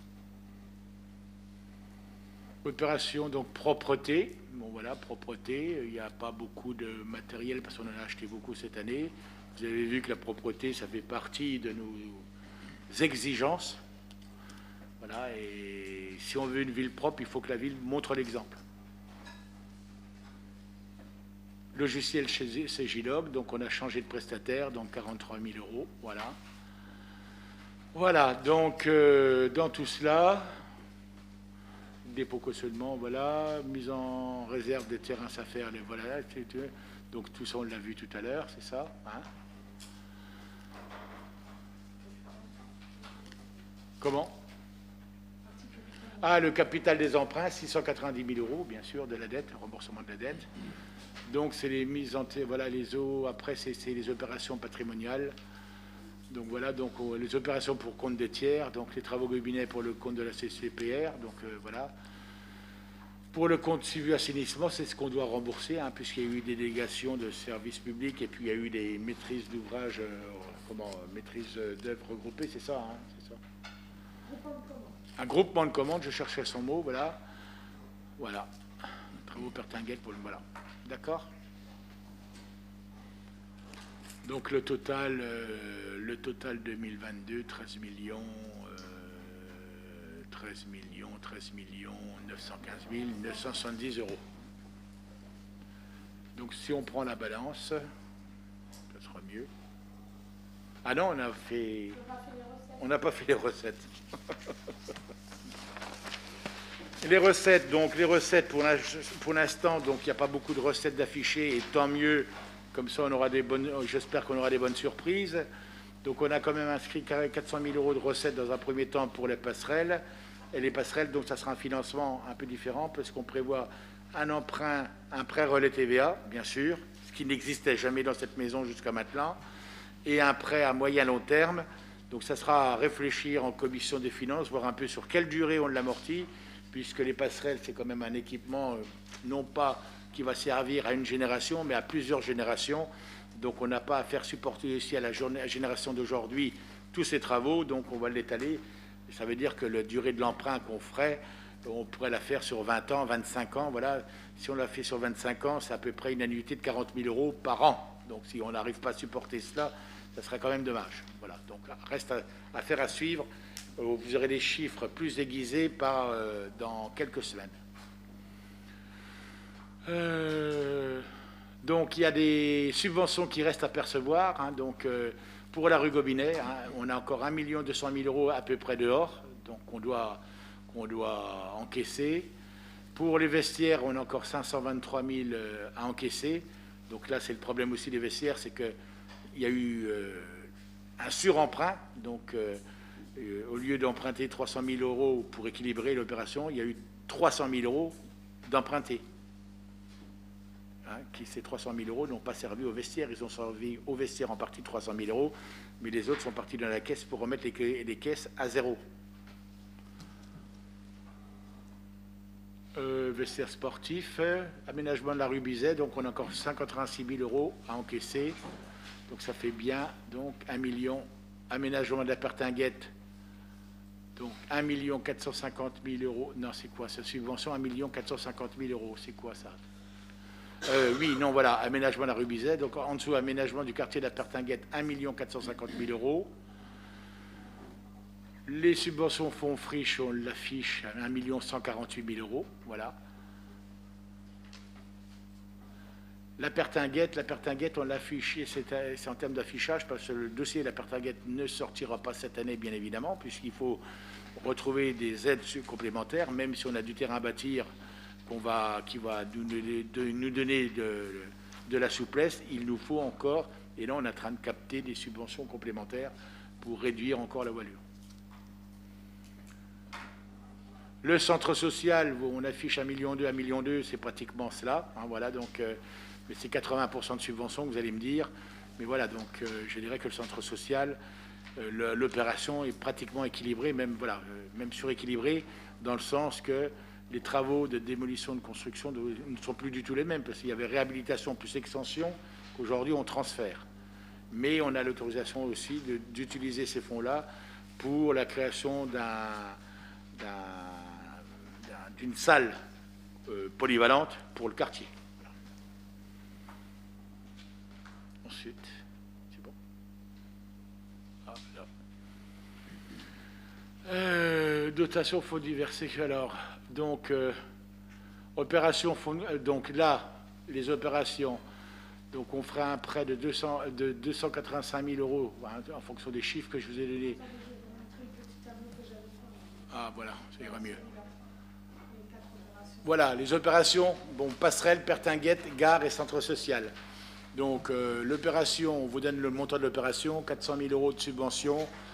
Il y aura un prêt relais TVA de 285 000 et un emprunt TVA à 1 million. Mais ces chiffres changeront, bien évidemment, puisqu'on n'a pas encore les réponses officielles des subventions, bien sûr. La Pertinguette, donc on affiche 1 450 000 € de subvention. Donc il y a un autofinancement de 500 000 €, un FCTVA de 540 000 € et un prêt de 804 000 €. Donc on attend encore une confirmation de quelques montants de subvention sur cette opération-là. La gare, pour l'instant, donc voilà, donc on inscrit le montant et on prévoit la subvention qui nous est attribuée officiellement, hein, donc on a arrêté. Donc voilà, et on solderait avec une opération du fonds de compensation de TVA. Et le centre social a regardé 1 445 000 €, donc 1 200 000 € de subvention, donc ça c'est réel. Et le fonds de compensation de TVA de 245 000 €. Ça veut dire que le fonds de compensation de TVA, c'est un emprunt d'1 an voilà, qu'on rembourse dès qu'on retouche, puisqu'une commune retouche sa TVA seulement 1 an après, voire 2 ans. Ça dépend de quelles sont les communes qui ont adhéré au plan de relance du temps de Nicolas Sarkozy, président de la République. Et c'était cette souplesse qui a été accordée, puisque systématiquement, une commune retouchait sa TVA sur les travaux d'investissement, pas sur le fonctionnement, 2 ans après. Donc voilà, donc, et aujourd'hui, donc, il y a des communes qui ont signé avec les services de l'État quand il y a eu un peu des problèmes financiers. Donc aujourd'hui, Rethel fait partie de ces communes qui ont signé pour retoucher la TVA 1 an après. Voilà.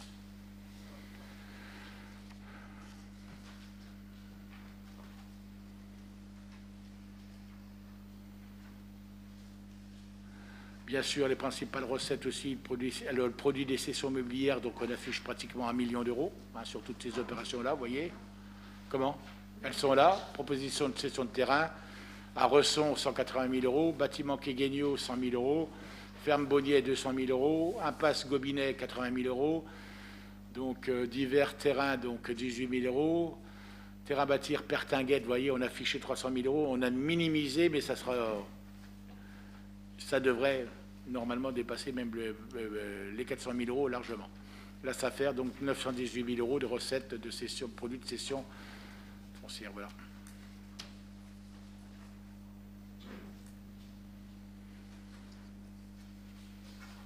Ce qui veut dire, voilà, le prévisionnel en fonction de, voilà, de notre volonté de faire avancer la ville et puis de répondre un peu à l'attente des Rethelloises et des Rethellois. Donc c'est un budget de fonctionnement qui sera présenté en dépenses à 7 980 000 pour 8 896 de recettes, soit donc un excédent de 916 000 euros. Et un budget d'investissement équilibré à hauteur de 13 915 970 euros, relativisé, parce que ça ne sera pas 13 millions d'euros de dépenses, bien évidemment. Ça sera en fonction aussi des dépenses, enfin des recettes qu'on aura pu obtenir, et notamment les subventions. Voilà. Donc, sachant que finalement, on peut constater aujourd'hui, c'est que on a démarré l'année 2021 avec 160 000 euros dans les caisses. On finit en 2021 avec 1 961 000 dans les caisses aujourd'hui. Ce qui va nous permettre d'investir pour les années futures et notamment l'année 2022, 2023, 2024. Voilà, donc on a fait des restrictions budgétaires. Certes, tout le monde voilà, donc a fait des efforts, donc ce que je remercie. Ça n'a pas toujours été facile à faire passer, mais bon, je pense que sur le fond, il y a une compréhension, une volonté qu'on puisse avancer et ne pas faire que du fonctionnement quotidien.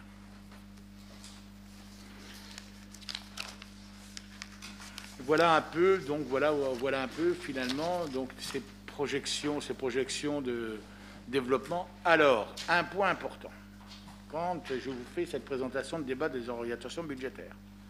Donc tout ça, ça peut être sympa comme budget.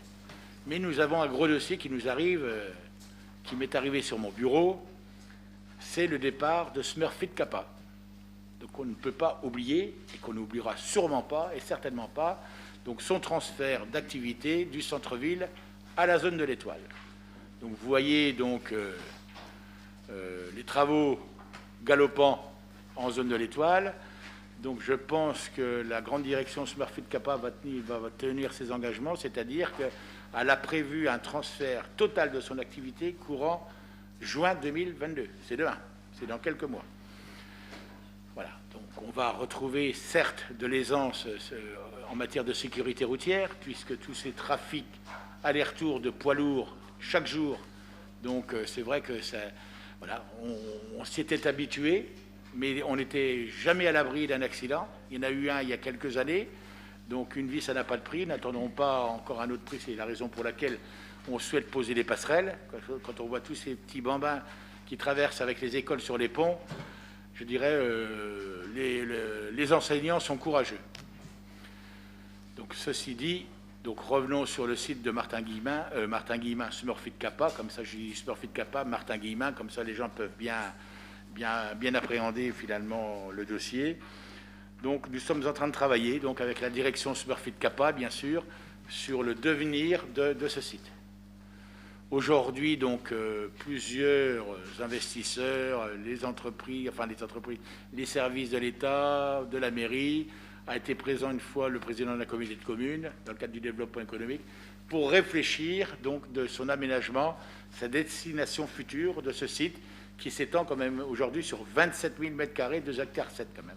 Donc il y a une petite partie en zone inondable qui pourrait avoir un peu une zone ludique, bien sûr, mais on a quand même de quoi faire sur ce parc qui va être cédé prochainement. Donc les discussions sont engagées actuellement dans les travaux de dépollution, de désamiantage. Voilà, il y a des obligations. Voilà, qui va prendre en charge. Voilà, donc tout ça, ça fait partie finalement des discussions. Et ensuite, derrière cela, la ville, je le dis ouvertement, c'est qu'on veut en garder, et j'espère que vous allez me suivre dans ce domaine-là, la maîtrise du site, qu'on n'ait pas aussi des investisseurs qui viennent nous poser du logement social. Excusez-moi, il n'y a rien de péjoratif, mais pourquoi je dis du logement social? Parce qu'on a un taux de logements sociaux sur la ville de 49% de logements sociaux sur la ville. On a un taux de chômage de 19% et on a un taux de pauvreté de 23%.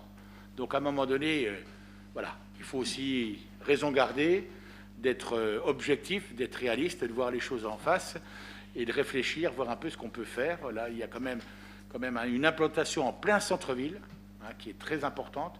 Donc à nous de réfléchir sur ce qu'on pourrait finalement y construire, voilà, y bâtir. Il y a déjà des réunions, il y a déjà eu des réunions avec les adjoints, il y a les réunions respectives, que ce soit des finances, que ce soit des travaux et tout ce qui s'ensuit du cadre de vie. Donc toutes ces commissions vont se réunir pour travailler sur le devenir de cette friche, entre guillemets, bien sûr. On a parlé peut-être du résidentiel, du béguinage, bien sûr, il faudra des parcs, il faudra du parking, il faudra essayer de voir un peu. Donc les commerces, c'est autre chose, on a discuté, mais attention, soyons prudents avec le comportement des gens aujourd'hui, de la manière qu'ils fonctionnent. Ne créons pas des cellules qui risquent de rester vides. Peut-être créer une paire de cellules pour du commerce éphémère, pour aidez-moi, comment? Non, pas médical, pour événementiel, voilà. Voilà, surtout, voilà. Donc tout ça, donc on est en train de réfléchir sur tout ça, mais il va falloir aussi réfléchir, mais prendre des décisions aussi malheureusement rapidement, puisque le propriétaire du terrain, donc voilà, lui, il a des exigences aussi, il a des équilibres financiers aussi, donc il veut que ça aille très vite. Donc voilà, donc on a reçu déjà un porteur de projet, donc voilà, un promoteur. Donc on en a encore 5 ou 6 à recevoir pour qu'ils nous présentent un peu leur projet. Et après, voilà, on leur a donné nos exigences. Le premier que nous avons rencontré, je dirais, on se retrouve sur beaucoup de points. Voilà. Attendons les 5-6 autres. Et puis après, on verra ce qu'on pourra faire et comment on va pouvoir équilibrer toutes ces opérations-là et comment on va pouvoir fonctionner demain. Donc, je veux dire par là, donc c'est un gros projet qui peut déséquilibrer, remettre en cause certaines décisions de notre budget parce qu'il y aura des priorités à choisir à un moment donné, de nouvelles priorités. Hein, voilà, donc il ne faut pas le perdre de vue.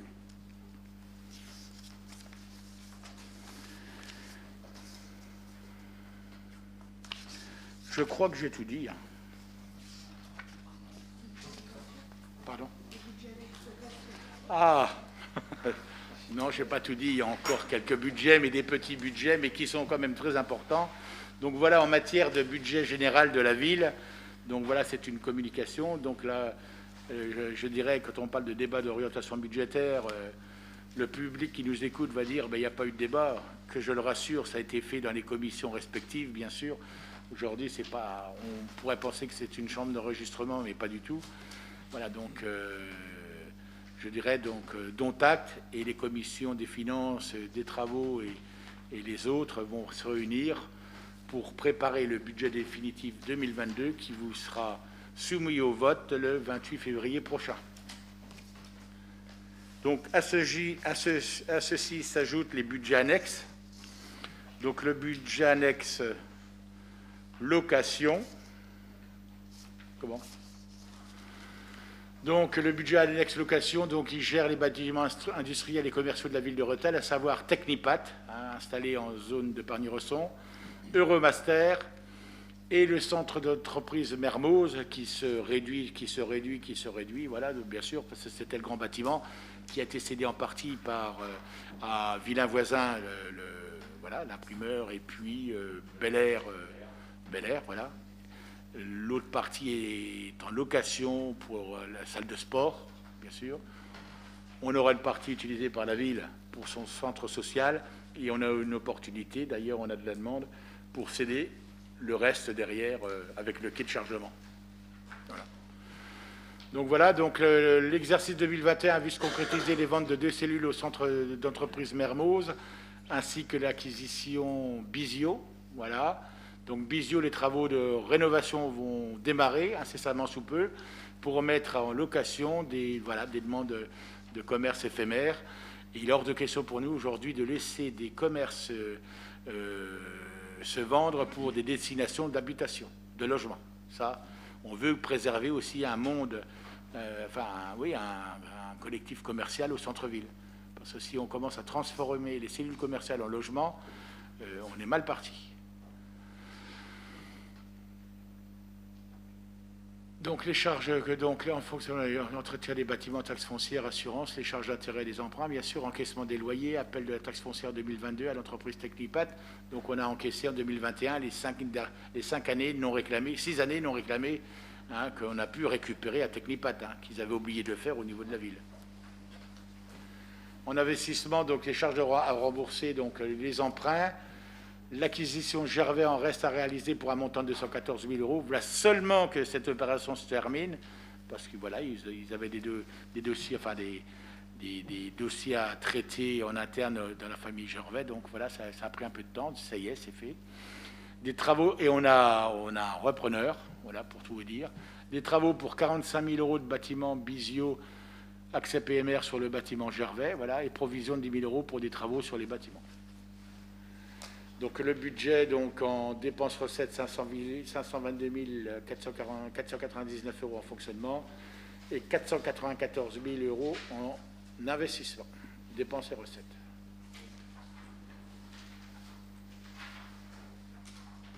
On a fait le tour, c'est bon? Je suis arrivé au bout, non? Donc après ma grande intervention, je vous laisse la parole et je suis à votre disposition pour répondre aux questions qui vous interpellent. Et voilà, et j'essaierai d'y répondre le mieux possible. Voilà. Donc pareil, donc orientation budgétaire pour le budget annexe qui ne se vote pas, qui sera voté bien évidemment lors du conseil municipal du 28 février prochain et la commission a lieu le 17 février. Voilà, chers collègues, ce que j'avais à vous présenter sur le plan budgétaire, sur le plan, voilà, sur la politique que nous menons. Voilà, donc aujourd'hui, donc là, on a assaini les comptes, voilà, mais c'est pas fini, parce que là, il y a encore du travail. Et je peux dire d'ores et déjà, c'est que pour être objectif, je vais pouvoir lancer, avec votre autorisation, une étude financière, un audit financier, maintenant que nous avons exercé la municipalité depuis 1 an et demi, qu'on ne dise pas que c'est sur les anciens, comme ça on verra l'évolution entre le constat qui a été fait au 4 juillet 2020 et au 1er janvier 2022. Comme ça, on associera et comme ça, il y aura un constat. On sera jugé aussi dans notre démarche. Il n'y aura pas que l'ancienne équipe, on ne nous accusera pas de dire ils règlent des comptes. On n'est pas là pour régler des comptes, mais à un moment donné, il faut aussi que les Rethellois sachent comment que ça fonctionnait et comment ça va fonctionner demain. Voilà, c'est tout simplement. Comme ça, on sera jugé comme les autres. Tout simplement. Des demandes d'intervention? Non. Vous avez été très sage, très attentif, donc très à l'écoute. Je vous remercie voilà, je pense que tout était clair. Je pense, j'ai fait le maximum. Voilà, donc pour moi, l'ordre du jour étant épuisé, donc je vais pouvoir lever la séance. Bonne soirée à toutes et à tous, et à bientôt. Ah, attendez, j'ai une question. Comment?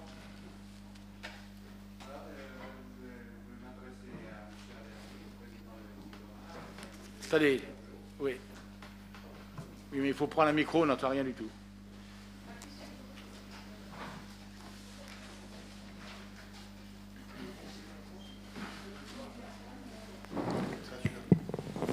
Vous vous présentez, si vous voulez bien.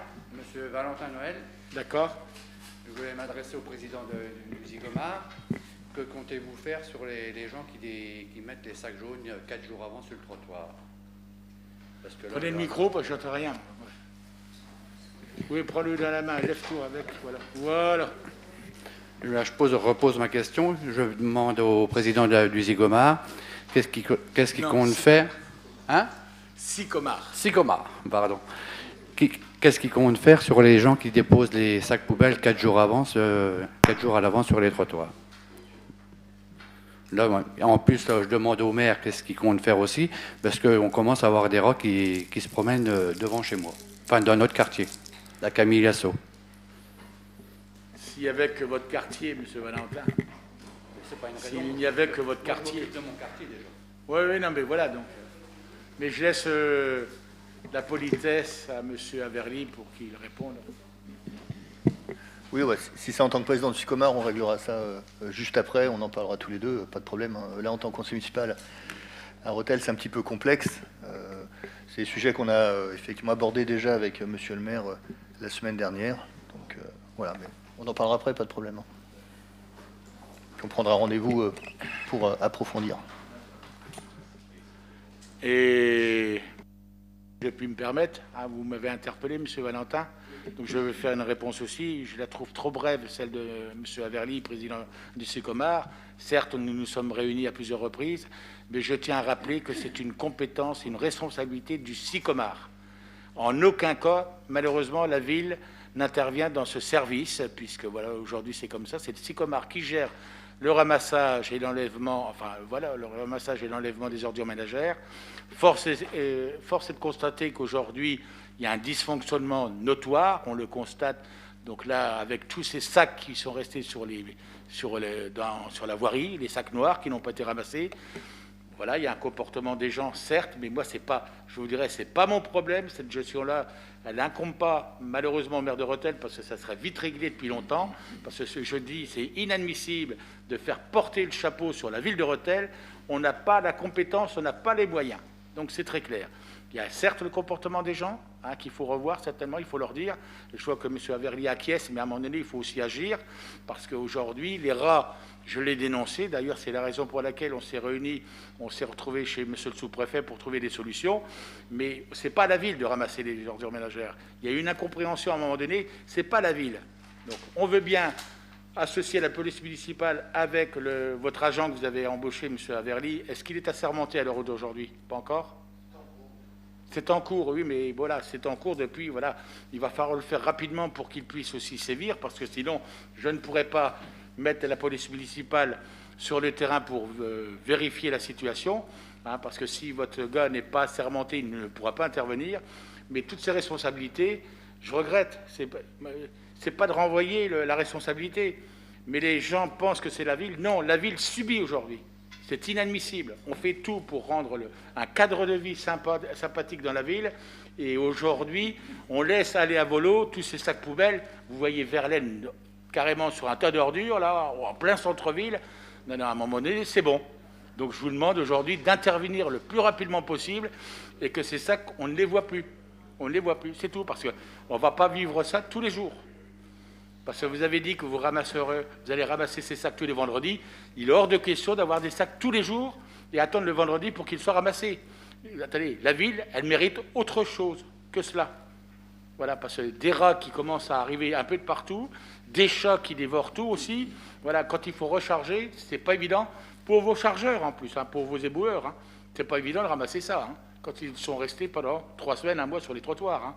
Forcément, beaucoup de sacs sont dévorés. Et après, on en voit le constat. Voilà.